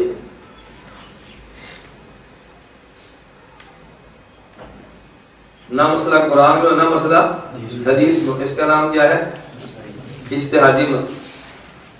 نمبر 2، مسئلہ قرآن حدیث میں تو ہے لیکن قرآن یا حدیث مجمل ہے، اس کی تفصیل قرآن میں نہیں۔ ساتھ ساتھ مثالیں بھی دیتے جاؤ۔ مسئلہ قرآن حدیث میں نہ ہو، جیسے روزے دار کا انجیکشن لگوانا۔ نمبر 2، مسئلہ قرآن حدیث میں لیکن مجمل ہو، جیسے فغسلوا وجوہکم، وضو کرو تو چہرے کو دھو لو۔ وجہم، یہ چہرے کی مقدار کیا ہے، چہرہ کسے کہتے ہیں؟ قرآن نے اس کا معنی بیان نہیں کیا۔ قرآن نے کہا چہرہ دھو لو، چہرہ کہتے کسے ہیں؟ اس کی وضاحت قرآن نہیں کرتا، یہ مجمل ہے۔ نمبر 3،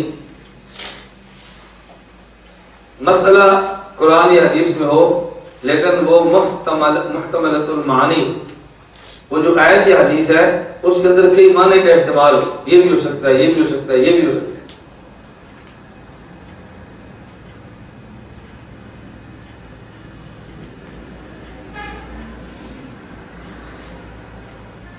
ایک لفظ میں کئی معنی کی احتمال، جس کی مشہور مثال کتب فقہ میں دیتے ہیں۔ میں وقت کی قلت پر مثالیں زیادہ نہیں پیش کرتا۔ بل مطلقات یتربصن بانفسهن ثلاثة قروء، قرء کا معنی حیض بھی ہے، قرء کا معنی طہور بھی ہے۔ عورت 3 قروء اپنی عدت پوری کرے، قرء کا معنی حیض بھی آتا ہے، قرء کا معنی طہور بھی آتا ہے۔ تو قرآن نے متعین نہیں کیا قرء کا معنی کیا، ایک ایسا لفظ ہو کہ جس کے اندر کئی معنی کا احتمال ہو۔ نمبر 4، مسئلہ قرآن حدیث میں ہو لیکن نصوص متعارض ہو، ایک مسئلے پر آیتیں حدیثیں متعارض ہو، ایک حدیث کے ایک ثابت ہو، ایک حدیث سے دوسرا مسئلہ ثابت ہو۔ اب کیا کریں؟ جیسے آمین، آمین بالجہر پر بھی حدیث ہے، آمین بالسر پر بھی حدیث ہے۔ ایک حدیث میں آمین جہر ہے اور ایک حدیث میں آمین سر آہستہ ہے۔ ہم کس پہ عمل کریں؟ ہم یہ نا بعد والی پر، بعد والی کون بتائے گا؟ حضور تو دنیا سے چلے گئے، صحیح لے لے صحیح چھوڑ دے، کون بتائے گا صحیح کون سی ہے؟ حضور تو نہیں، چلے گئے، اب کون بتائے گا؟ فقہاء بتائیں گے۔ اب آپ سمجھ گئے؟ تو تقلید کا معنی کیا کریں گے؟ مسائل اجتہادیہ میں مجتہد کی بات کو بلا مطالبہ دلیل مان لینا. ایک ہوتا ہے مجتہد کی بات بلا دلیل کو ماننا نا. مجتہد کی بات بلا دلیل نہیں ہوتی. مجتہد کی بات دلیل ہوتی ہے، لیکن ہم بات کو بلا مطالبہ دلیل مانیں. دو بات میں فرق سمجھ گئے نا. ایک ہوتا ہے بلا دلیل بات کو ماننا، اور ایک ہوتا ہے با دلیل بات کو بلا مطالبہ دلیل ماننا. مجتہد کی بات با دلیل ہوتی ہے، لیکن ہم اسے دلیل کا مطالبہ نہیں کرتے. تقلید کا معنی سمجھ گئے. اب تقلید کا معنی آ گیا نا. اب تقلید کے اوپر کوئی غیر مقلد آپ سے مناظرہ نہیں کر سکتا اگر تقلید کا معنی آپ کو اچھی طرح سمجھ آتا ہے. غیر مقلد کی نا تقلید کوئی تو تقلید کا معنی دس فلان لکھا فلان کو، تو فلان کا مقلد ہے، فلان نہیں لکھا. فلان کی بات تو کیوں پیش کرتا ہے؟ تو اپنی بات کر تقلید. تو کہتے کسی کی گل اللہ اور نبی اس کے علاوہ کسی کی بات مانی نہیں، پھر کہتا فلان نے لکھا ہے. یہ جس فلان لکھا فلان اللہ یا اللہ کا نبی ہے؟ نہیں بات سمجھ آ رہی. کیا کہتے ہیں اللہ اللہ کے رسول اللہ کسی کی بات ماننی بھی نہیں ہے، اور پھر تقلید کا معنی کہاں لکھا ہے؟ فلان نے لکھا ہے. وہ جی مننی نہیں وہ دیکھ پھر حوالہ ہوتا کیوں دینا؟ میری بات سمجھ گیا. ادھر کہیں گے کہ اللہ اللہ کے رسول کے علاوہ کسی کی بات ماننی نہیں، اور حوالہ پھر کتاب کے پیش کرے فلاں نے یہ لکھ دیا. تو جس کی بات مانی نہیں تھی اس کو آپ نے پیش کیوں کیا؟ ہمارے استاد سے فرماتے کہ اس کو عربی اور انگلش زبان میں کہتے ہیں القضایا قیاسات و ما. القضایا قیاسات و ما. اس کو سمجھانے کے لیے کہتے ہیں دعویٰ ما دلیل. دعویٰ جو دعویٰ ہے وہی دلیل. یوں سمجھانے کے لیے کہتا ہے کہ اپنی بات کی جس بات کی مخالفت ہوتی ہے اسی بات کو پیش کر دیں. یہ دنیا میں چلتا ہے. دو آدمی جا رہے تھے کس جگہ، جنگل سے گزر رہے تھے، جھاڑیاں بہت تھی. آپ نے سنا ہوگا پہلے دور میں ہمارے یہاں جلایوں کے واقعات بہت مشہور تھے، بہت مشہور تھے. جلایا پاولی ایسے کی ایسے بڑے واقعات مشہور ہیں. سچ جھوٹ اللہ ہی جانتا لیکن مشہور بہت. تو دو بندے گزرے اور واقعہ سنا رہے تھے کہ یار فلاں جلایا نے ایسے کہا، فلاں نے ایسے کہا، فلاں نے ایسے کہا. وہ بیوقوفیاں ان کی بیان کر رہے تھے. وہ ایسے کہ ایک جلاح جھاڑی کے پیچھے بیٹھا پیشاب کر رہا. انہیں بھی چھوڑنے میں سارے خلاف کر رہا ہوں. اس نے سمجھا ہمارے خلاف باتیں ہو رہی ہیں. اس نے وہیں سے شلوار اٹھائی پخانہ کرتے ہوئے اٹھا لی. کہتے ہیں ہوں اسی کو نہیں رہے. کیا کہتے ہیں اب ہم بدل گئے. انہوں نے کہا ہمیں سمجھ آ گئی تو بیٹھ جائے. تو غیر میں کہتے ہیں کسی کی بات ماننی نہیں ہے. دلیل کیا ہے؟ فلاں نے لکھا ہے. نہیں سمجھے؟ کسی کی بات ماننی اللہ اللہ کے رسول کسی کی بات نہیں ماننی. کس نے لکھا ہے؟ فلاں نے لکھا ہے. کچھ وہ فلاں اللہ یا اللہ کا رسول ہے. کتنی انوکھی سی بات ہے. اللہ نے بات سمجھنے کی توفیق عطا فرمائے. میں لاہور گیا تو ایک مسجد میں ہلکا سا درس ساتھی نے رکھا تو ایک منکر حدیث وہاں موجود تھا. انہوں نے کہا جی میں حدیث کو نہیں مانتا، اس پر آپ کو بات کرنی ہے. میں نے کہا بھی آپ نہ مانیں، ہم کب کہتے ہیں آپ ضرور مانیں. سارے بندے تو اللہ نے جنت میں نہیں بھجوانے نا. آپ نہ مانیں ہمیں کیا تکلیف ہے؟ دل کر مانے دل نہ مانے. وہ نا اچھی پچی پہ آپ میرا خیال سے میں کو دلیلہ پیش کرا گیا تھی. انہوں نے پرواہی کوئی خام خواہ کسی بندے کو سر پہ نہ اٹھا لیا کرے. اس کو تھوڑی سی اس کی اوقات میں رکھے تاکہ اس کو یہ ذہن میں آ جائے ہماری ان کیا کوئی حیثیت نہیں ہے، بس پھر بکنا چھوڑ دیں. جب ہم بہت اہمیت دیتے ہیں نا پھر وہ بہت چھوڑے ہوتے. پھر کہتا ہے جی بات کرنے میں کیا حرج ہے. میں نے کہا کر لیں، مجھے بات کی ضرورت نہیں ہے. آپ کب طے کریں، میں سن لیں تو بات آپ کی، باقی ضرورت نہیں مجھے بات کرنے کی. کہتے ہیں پھر بھی حرج کیا؟ میں نے کہا میں تو حرج کی بات ہی نہیں کر رہا. آپ کو شوق ہے بات کرنے کا، مجھے کوئی شوق نہیں آپ سے بات کرنے. چلے میں نے کہا چل تیرے سے بھی کوئی دلیل ہے تو دے دے. اب اس نے دلیل پیش کی. کہتا ہے جی حدیث ہم نہیں مانتے. کیوں؟ نبی پاک صلی اللہ علیہ وسلم کا ارشاد ہے لا تکتبوا انی غیر القرآن. حضور نے فرمایا کہ جو میں قرآن پڑھوں نا وہ لکھا کرو اور قرآن کے علاوہ کوئی بات نہ لکھا کرو. تو جب حضور نے منع فرما دیا ان لوگوں نے کیوں لکھی حدیثیں؟ میں نے کہا یہ تو نے پڑھا لا تکتبوا انی غیر القرآن، یہ تو نے قرآن پڑھا ہے؟ قرآن پڑھا ہے؟ جی نہیں. اٹکی پڑھا ہے؟ اٹکی حدیث میں کہو تو میں نے نہیں. جیسا بیوقوف آدمی ہے تو تو اپنے بہت بڑا علامہ سمجھتا ہے. تو بیوقوف آدمی قرآن کی آیت پڑھ کے اللہ نے فرمایا کہ حدیث نہ لکھنا. پھر تو بات سمجھ آئے حدیث نہیں لکھنی کیوں؟ حدیث میں آیا. میں نے کہا تو یہ جو صحابہ نے حدیث لکھی یہ ٹھیک لکھ لی تھی باقی غلط تھی. اب بیٹھا کو پڑھا. اس کا خیال تھا کہ میرے پاس بہت بڑی دلیل ہے اور مسجد والے سارے پریشان تھے اس کی اس دلیل سے. بھائی تو جواب کی دے. میں اس لیے کہتا ہوں ذرا دیکھا کہ علمی سطح تھوڑی سی دیکھے نا, پھر دیکھیں تو بات کرنا مشکل ہے یا آسان ہے. میں گزارش کیا کر رہا تھا, جب تقلید کی بات ہو سکے, تقلید کا معنی ہے مسائل اجتہادیہ میں مجتہد کی بات کو بلا مقال پر دلیل ماننا. تو تو مجھے بتا دے مسئلہ اجتہادی ہو. کوٹ سلطان لیا میں گیا بیان کے لیے, ایک گاؤں میں درس تھا تو 4000 روپے لے دار, ایک سکول ٹیچر تھا, اس خبیث نے سب کو خراب کیا. کہا جی ہم نے آپ سے بات کرنی ہے. میں نے کہا میں غیر مقلدوں سے بات نہیں کرتا, ہمارے ساتھی کرتے ہیں. نہیں کرنی. میں نے کہا لے آؤ. غیر مقلد سکول ماسٹر بھی آ گیا اور 3 سال غیر مقلد اور جو پنچایت وہ بھی آ گیا. اچھا جری دیکھیں ٹیپ پاس ہے, ٹیپ ریکارڈر پاس ہے. کہا جی ہم نے پوری گفتگو ریکارڈ کرنی. میں نے کہا میرا مشورہ آپ ریکارڈ نہ کریں, ویسی بات کر لیتے ہیں. نہیں کرنی. میں تھوڑا سا پکا کیا. میں نے کہا میرا مشورہ ریکارڈنگ کرانے دے, مناسب نہیں ہے ویسی بات نہیں, ہم نے ریکارڈنگ کرنی. ان کا خیال تھا کہ یہ ریکارڈنگ سے چل رہا ہے. میں ان کو پکا کر رہا تھا, یہ تھوڑے دیر پکا ہو جائے. میں نے کہا چلو ٹھیک ہے بھائی آپ کی خواہش ہے, میں آپ مجبور نہیں کرتا آپ کو, چلو کریں ریکارڈنگ. میں نے کہا کتنے مسائل ہیں؟ انہیں 4 مسائل بیان. ان میں ایک مسئلہ تقلید کا تھا. میں نے کہا پہلے مسئلہ تقلید کا چھیڑتے ہیں, باقی مسئلے بعد میں کر لیں. مجھے کہتے ہیں ٹھیک ہے کریں بات. میں نے کہا مجھے بتائیں اگر مسئلہ اجتہادی ہو اور بندہ خود مجتہد نہ ہو تو کس کی بات پہ عمل کرے؟ کہتے ہیں مجتہد کی. میں نے کہا اس کا نام تو تقلید ہے. مسئلہ اجتہادی ہو اور بندہ خود مجتہد نہ ہو تو کس کی بات پہ عمل کرے؟ کہتے ہیں مجتہد کی. میں نے کہا اس کا نام تو تقلید ہے. کہتے ہیں یہ تو ہم بھی مانتے ہیں. میں نے کہا یہ ہم بھی مانتے ہیں, تو جھگڑا کون سا ہے؟ فلاں مسئلہ قرآن کے خلاف. میں نے کہا اس کو مسائل بعد میں چڑھیں گے, پہلے نفس تقلید پر بات کر لیں کہ تقلید ٹھیک ہے غلط ہے. اگر آپ تقلید مان کر کچھ خرابیاں پیش آئی ہیں وہ آپ بتا دیں, تقلید نہ کرنے کی خرابیاں پیش آئی ہیں وہ میں بتا دوں گا. کیا دل مجھے سمجھ آ گئی تقلید کرنی چاہیے. میں کہا دوسرا مسئلہ شروع کرو. نال نے بٹن مار چڑھے. میں کہا ریکارڈ کرنے ریکارڈ کی بات نہیں ہونی. میں جہاں جاتا میں کہتا ہوں کیمرہ آن کرو. کہتا ہے نہیں. میں نے کہا نہیں کیا ہوتا, کیمرے کی آنکھ میں گفتگو ریکارڈ کرو. کل کو تم نے جھوٹ بولنا, یہ دوڑ گئے تھے ریکارڈنگ ساری بات کی. کیونکہ جھوٹ بولتے ہیں. قصبہ دولت نگر گجرات میں ہماری گفتگو تھی 3 سال پہلے عمر صدیق سے, اور عقائد کے اوپر 2 گھنٹے کی ویڈیو گفتگو ہے. ان کا بھی کیمرہ لگا ہے, ہمارا بھی کیمرہ لگا ہے. شرطوں پر بات ختم ہو گئی. آپ جب بھی غیر مقلدین سے پوچھیں کہتے ہیں جی ریکارڈنگ ہوئی نہیں. کیوں؟ کہتے ساری بیٹری ختم ہو گئی. میں نے کہا تھوڑی بیٹری ختم سی 7.5 تو ٹھیک سر, تھی اپنی بیٹری سارے کو چارج کرا رہا کرو,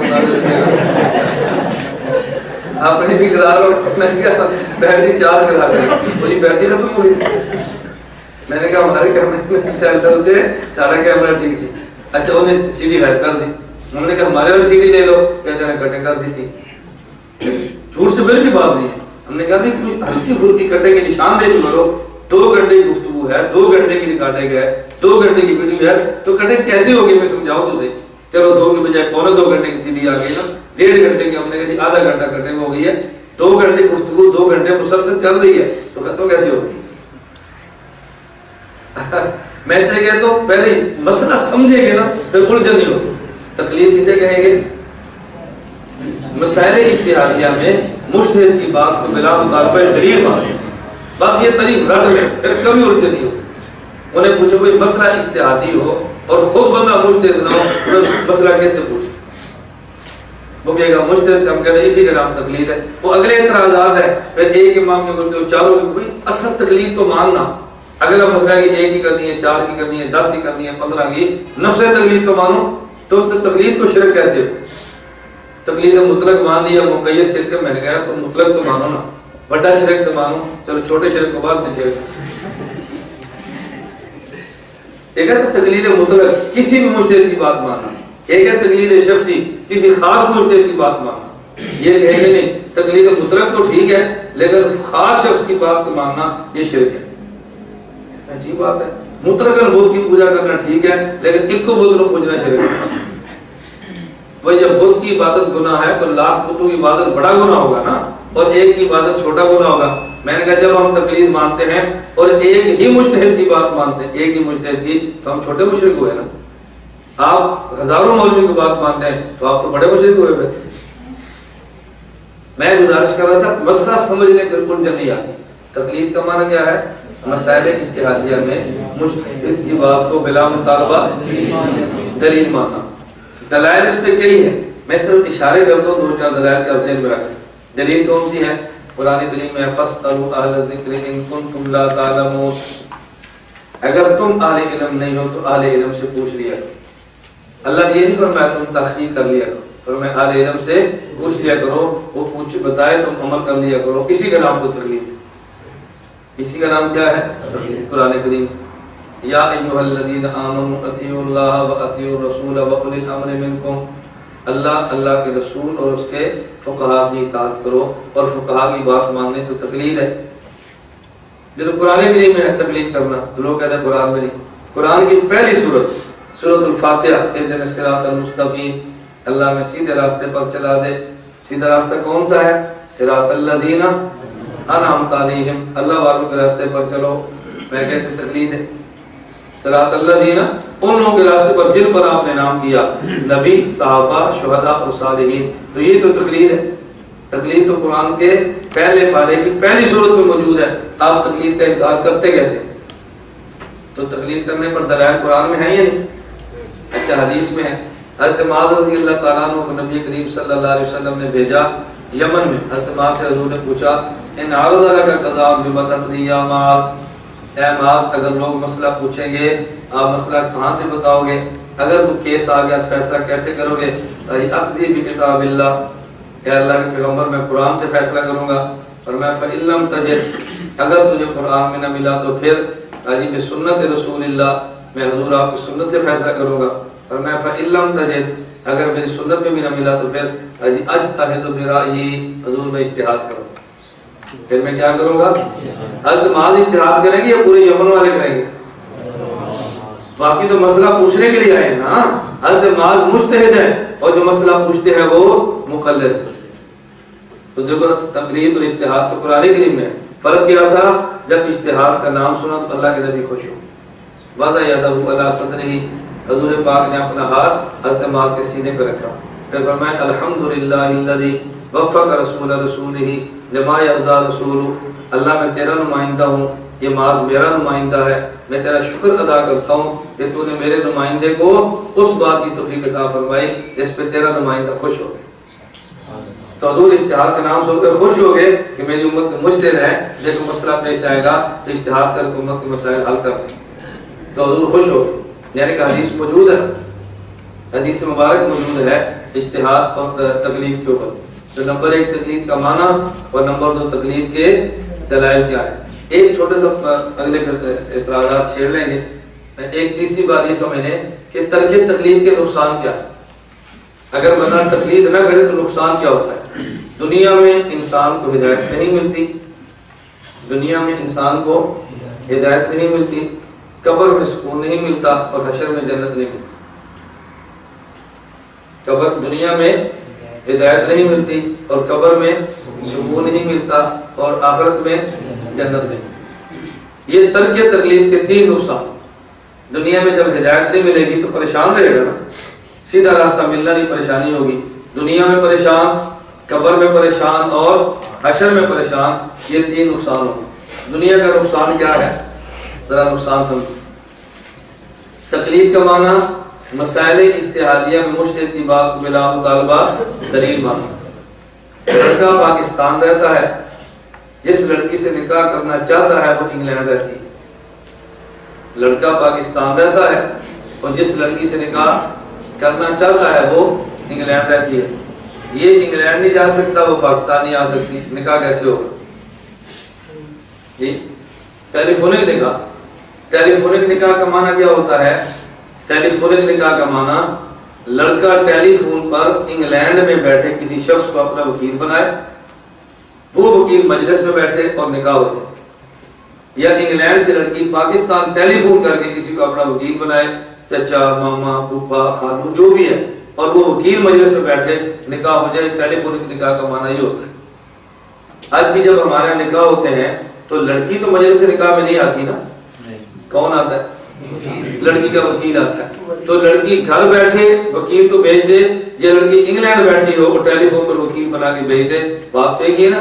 ٹیلی فون کے نکاح کا معنی یہ ہوتا ہے، ٹیلی فون کے نکاح کا معنی یہ نہیں ہوتا کہ ادھر لڑکی فون پر بات کرے، ادھر لڑکا پاکستان ٹیلی فون پر بات کرے، دو گواہ بیٹھے ہو اور وہ کہ جی میں تو سے نکاح کرنا چاہتی ہوں، وہ کہ میں نے قبول کر لیا ہے، یہ نکاح نہیں ہوگا۔ یا لڑکی اور لڑکا ایک ہی مجلس میں ہوں، یا لڑکی یا لڑکے کا وکیل مجلس میں، تو پھر نکاح ہوتا ہے۔ اب بتاؤ ٹیلی فونک نکاح کرنا ہے تو نہ قرآن میں ہے ٹیلی فونک نکاح اور نہ ہی حدیث میں۔ جس لڑکے نے نکاح کرنا وہ کہاں پر ہے؟ پاکستان۔ اور جس لڑکی سے نکاح کرنا وہ کہاں پر ہے؟ انگلینڈ۔ وہ پاکستان نہیں آ سکتی اور یہ پاکستان سے انگلینڈ نہیں جا سکتا، اور نکاح بھی کرنا ہے، رہن بھی نہیں ہوتا۔ اب کیا کریں؟ حنفی ہوگا، مفتی صاحب میں نکاح کرنا ہے، کدھر میری چچے کی بیٹی ہے، کہاں ہوتی ہے؟ انگلینڈ۔ ٹھیک ہے، اسی کو فون کرے وکیل بنائے تو آپ لا دیتے ہیں۔ حنفی کی پریشانی ہے کوئی؟ غیر مقلد لڑکا ہے، شادی کرنی ہے مولانا صاحب، کس سے؟ اس لڑکی سے انگلینڈ رہتی ہے، تو چلے جاؤ، تو میں تو جا نہیں سکتا، اس کو بلا لو، وہ بھی نہیں آ سکتی، پھر نکاح کیسے کریں؟ انہوں نے کہا ٹیلی فون نکاح کر لو، جو وکیل بنا لو۔ اس کا ذکر قرآن میں ہے، مولانا فرمانا نہیں ہے، اس کا ذکر حدیث میں بھی ہے، موسیٰ فرمانا نہیں ہے۔ اب کیا کریں؟ موسیٰ فرمایا میں جو اجتہاد کر کے رائے دے رہا ہوں میری بات مان لو نا۔ اس نے کہا جی آپ کی بات مانوں گا تو مشرک ہو جاؤں گا۔ تو مولانا فرمایا پھر نکاح چھوڑ دو۔ انہوں نے کہا جی نیندر نہیں ہوتی۔ اب میں کیا کروں؟ مفتی صاحب کی بات مانے گا تو مشرک ہو جائے گا، اور مفتی صاحب کی بات نہیں مانے گا تو نکاح نہیں ہوگا۔ پریشان ہوگا یا نہیں؟ تو حنفی کی پریشانی ہے، تو غیر مقلد ہمیشہ پریشان رہے گا، اور حنفی کبھی پریشان نہیں ہے۔ دوسری مثال سمجھو، ابو جی ہسپتال چلے گئے، ڈاکٹر نے کہا بھی بیمار ہے، آپریشن کرنا ہے، تو دو بوتلیں خون کا بندوبست کرو، خون دے۔ اب یہ لڑکا غیر مقلد ہے، باپ ہسپتال میں داخل ہے، اگر مسئلہ پوچھتا ہے کہ جی میرا والد ہسپتال میں داخل ہے، ان کا آپریشن ہے، اور ڈاکٹر صاحب فرما رہے ہیں کہ 2 بوتلیں خون کی لاؤ، تو خون کی بوتلیں دے دیں۔ مولانا صاحب فرمایا کہ دے دو۔ انہوں نے کہا جی حدیث میں ہے، مولانا صاحب فرمایا نہیں۔ انہوں نے کہا جی حدیث کیا ہے؟ مولانا صاحب فرمایا جی حدیث میں دیا کہ جب بندہ بیمار ہو تو اس کا خون نکال لو، حدیث میں ہے نا، اور جب بندہ بیمار ہوتا ہے تو اس کا حدیث میں خون ہے، جو سینئر لگواتے تھے نبی پاک صلی اللہ علیہ وسلم کے دور میں، جب بیماری کا ایک علاج کیا تھا، اس کا خون نکال، جسے حجامہ کہتے ہیں، پسے لگواتے تھے۔ مولانا صاحب نے کہا بھی حدیث میں یہ تو ہے کہ ایک بندہ بیمار کا خون نکال لیا، یہ نہیں ہے کہ بیمار کو خون دے بھی دو، اپنے ابے دائے تھوڑی جا خون ہو کڑ دو، تو حدیث پر عمل کر رہے ہیں۔ انہوں نے کہا جی ابا دیکھے مردہ بیا ایک گڑیا دبے سے نہیں بجنا۔ مولانا صاحب فرمایا پتر حدیث سے گئے نہیں، اور میں کی کروں؟ اب غیر مقلد مولوی پریشان ہے اور لڑکا بھی پریشان ہے، پریشانی ہو گئی نا۔ کیوں؟ اگر مولوی صاحب کی بات مان کے ابا جی کو خون دے تو ایمان ختم ہو جائے گا، اور ابا جی کو خون نہ دیا ابا جی خود ختم ہو جائے گا۔ حنفی کوئی پریشان، مفتی صاحب کیا کریں؟ موسیٰ فرمائیں گے فقہ نے لکھا ہے اور میں رائے دے تو آپ کر لیں، وہ جا کے 2 بوتلیں خون دے گا، ابا جی گھر لے کر آ جائے گا، ایمان بھی بچ جائے گا، ابا جی بھی بچ جائے گا۔ اور اگر تقلید نہیں کرے گا تو یا ایمان مر جائے گا یا ابا جی مر جائے گا، کسی ایک نے جانا ہے۔ تو تقلید نہ کرنے سے دنیا میں نقصان ہے کہ نہیں؟ بندہ پریشان ہے، اور اگر تقلید کر لے تو پھر کوئی پریشانی نہیں۔ قبر میں نقصان کیا ہے؟ یہ روایت صحیح بخاری میں موجود ہے، صحیح بخاری میں روایت ہے، باب ان المیت یسمع خفق النعال، اس باب کے تحت امام بخاری رحمۃ اللہ علیہ بخاری شریف میں روایت ہے۔ اور روایت بخاری شریف میں کیا ہے کہ جب بندہ قبر میں جاتا ہے، فرشتے اس کو بٹھاتے ہیں اور اس سے سوال پوچھتے ہیں، من ربک من نبیک ما دینک، تیرا رب کون ہے، تیرا نبی کون ہے، تیرا دین کیا ہے؟ وہ جواب دیتا ہے ربی اللہ، میرا رب اللہ ہے، نبی محمد صلی اللہ علیہ وسلم حضور میرے پیغمبر ہے، دین الاسلام اور میرا دین اسلام ہے۔ جواب دیے پاس ہو گئے۔ اور اگر 3 جواب یہ نہ دے، پھر حدیث مبارک میں ہے فرشتے اس سے پوچھتے ہیں، سوال کرتے ہیں، وہ جواب نہیں دیتا تو کہتا ہے جی انا لا ادری، میں کچھ نہیں جانتا، کن تو قولوا ما یقول الناس، جو لوگ کہتے تھے میں بھی کہتا تھا، مجھے نہیں پتا اللہ کون ہے، مجھے نہیں پتا میرے نبی کون ہے، مجھے نہیں پتا اسلام کیا ہے۔ حدیث مبارک میں جو ہے لفظ نبی پاک نے فرمایا فَيُضْرَبُ بِمِطْرَقَةٍ مِّنْ حَدِيدٍ بَيْنَ أُذُنَيْهِ، کہ اس بندے کی کن پٹیوں پر فرشتے لوہے کے گرز مارتے ہیں، لوہے کے گرز مارتے ہیں، لوہے کے گرز مارتے ہیں، اور یہ اتنا چیختا ہے فیصیح صیحۃ، اس کی آواز کو جن اور انسان کے علاوہ جاندار مخلوق اس کی آواز کو سنتے ہیں۔ ایک تو مارتے ہیں اور ساتھ فرشتے جملہ کہتے ہیں لا دریتا ولا تلیتا، لا دریتا ولا تلیتا، لا دریتا ولا تلیتا، یہ جملہ کہتے ہیں، مارتے بھی ہیں اور ساتھ کیا کہتے ہیں لا دریتا۔ لکھو یہ دلیل ہے بزرگا، کیا کہتے ہیں لا دریتا ولا تلیتا، اس کا معنی کیا ہے؟ اسی جگہ صحیح بخاری کی حاشی میں علامہ کرمانی رحمۃ اللہ فرماتے ہیں لا دریتا ولا تلیتا، اس کا معنی ہے ای لا علمتا بنفسک بالاستدلال ولا اتبعت العلماء بالتقلید فيما يقولون، تیرا جرم یہ تھا کہ خود تو بات کو جانتا نہیں تھا اور تقلید کر کے علماء کی بات کو مانتا نہیں۔ یہ حدیث کہاں پر ہے؟ صحیح بخاری۔ فرشتے اس کے لوہے کے گرز مارتے ہیں اور ساتھ کیا کہتے ہیں؟ تیرا جرم کیا تھا؟ لا دریتا ولا تلیتا۔ لا دریتا ولا تلیتا کا معنی کیا ہے؟ لا علمتا بنفسک بالاستدلال ولا اتبعت العلماء بالتقلید فيما يقولون، تیرا جرم یہ تھا کہ خود تو دلیل سے بات کو جانتا نہیں تھا اور تقلید کر کے علماء کی بات کو مانتا نہیں تھا۔ قبر میں پریشانی ہوگی نا، قبر میں پریشانی۔ نمبر 3، یہ بندہ حشر میں بھی پریشان ہے۔ حشر کی پریشانی کیا ہوگی؟ تفسیر عزیزی میں شاہ عبدالعزیز محدث دہلوی رحمۃ اللہ علیہ لو کنا نسمع او نعقل اس آیت کی تعریف لکھتے ہیں۔ ایک عبدالحق حقانی رحمۃ اللہ علیہ تفسیر حقانی میں اس آیت کی تعریف لکھتے ہیں لو کنا نسمع او نعقل، لو کنا نسمع او نعقل، اس کا معنی ہے لو کنا نجتہد او نقلد، لو کنا نسمع او نعقل، لو کنا نقلد او نجتہد، اس کا معنی جب فرشتے اس کو قیامت کے دن پوچھیں گے، سوال و جواب ہوگا، یہ نہیں دے سکے گا اور جہنم میں پھینکنے لگیں گے نا، تو اس کو جہنم میں پھینکیں گے اور یہ زبان سے کہے گا لو کنا نسمع او نعقل ما کنا فی اصحاب السعیر، اگر میں بات کو جانتا ہوتا یا جاننے والے کی بات کو مانتا ہوتا آج میں جہنم میں نہ جاتا۔ فَاقْرَبُوا بِذَنبِهِمْ، گناہ کا اعتراف کریں گے، اللہ فرمائیں گے سوکھا دفع ہو جاؤ، پھینک دو آج ان کو جہنم۔ جرم کیا ہوگا؟ لو کنا نسمع او نعقل، نقلد او نجتہد، یا تو بات کو میں خود دلیل سے جان لیتا یا جانتے دلیل والے کی بات کو مان لیتا۔ دلیل سے جاننے کو اجتہاد کہتے ہیں اور دلیل سے جاننے والے کی بات کو ماننے کو تقلید کہتے ہیں۔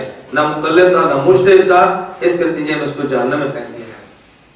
تو ترک تقلید کا دنیا میں نقصان کہ بندہ پریشان ہے، قبر میں نقصان بندہ پریشان ہے، اور حشر میں نقصان کہ بندہ پریشان ہے۔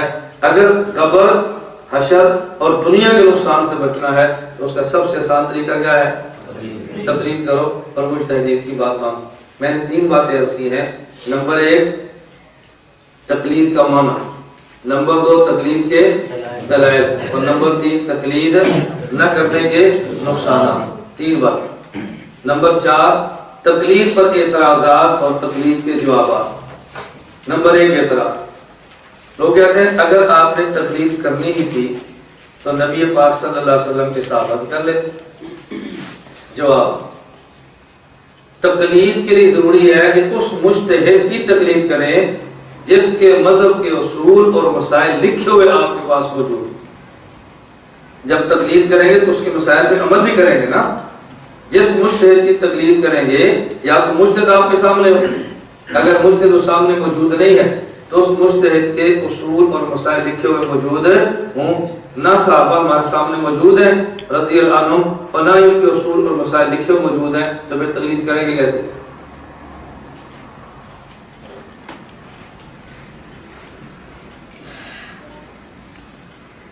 بات سمجھ آ گئی؟ نمبر 2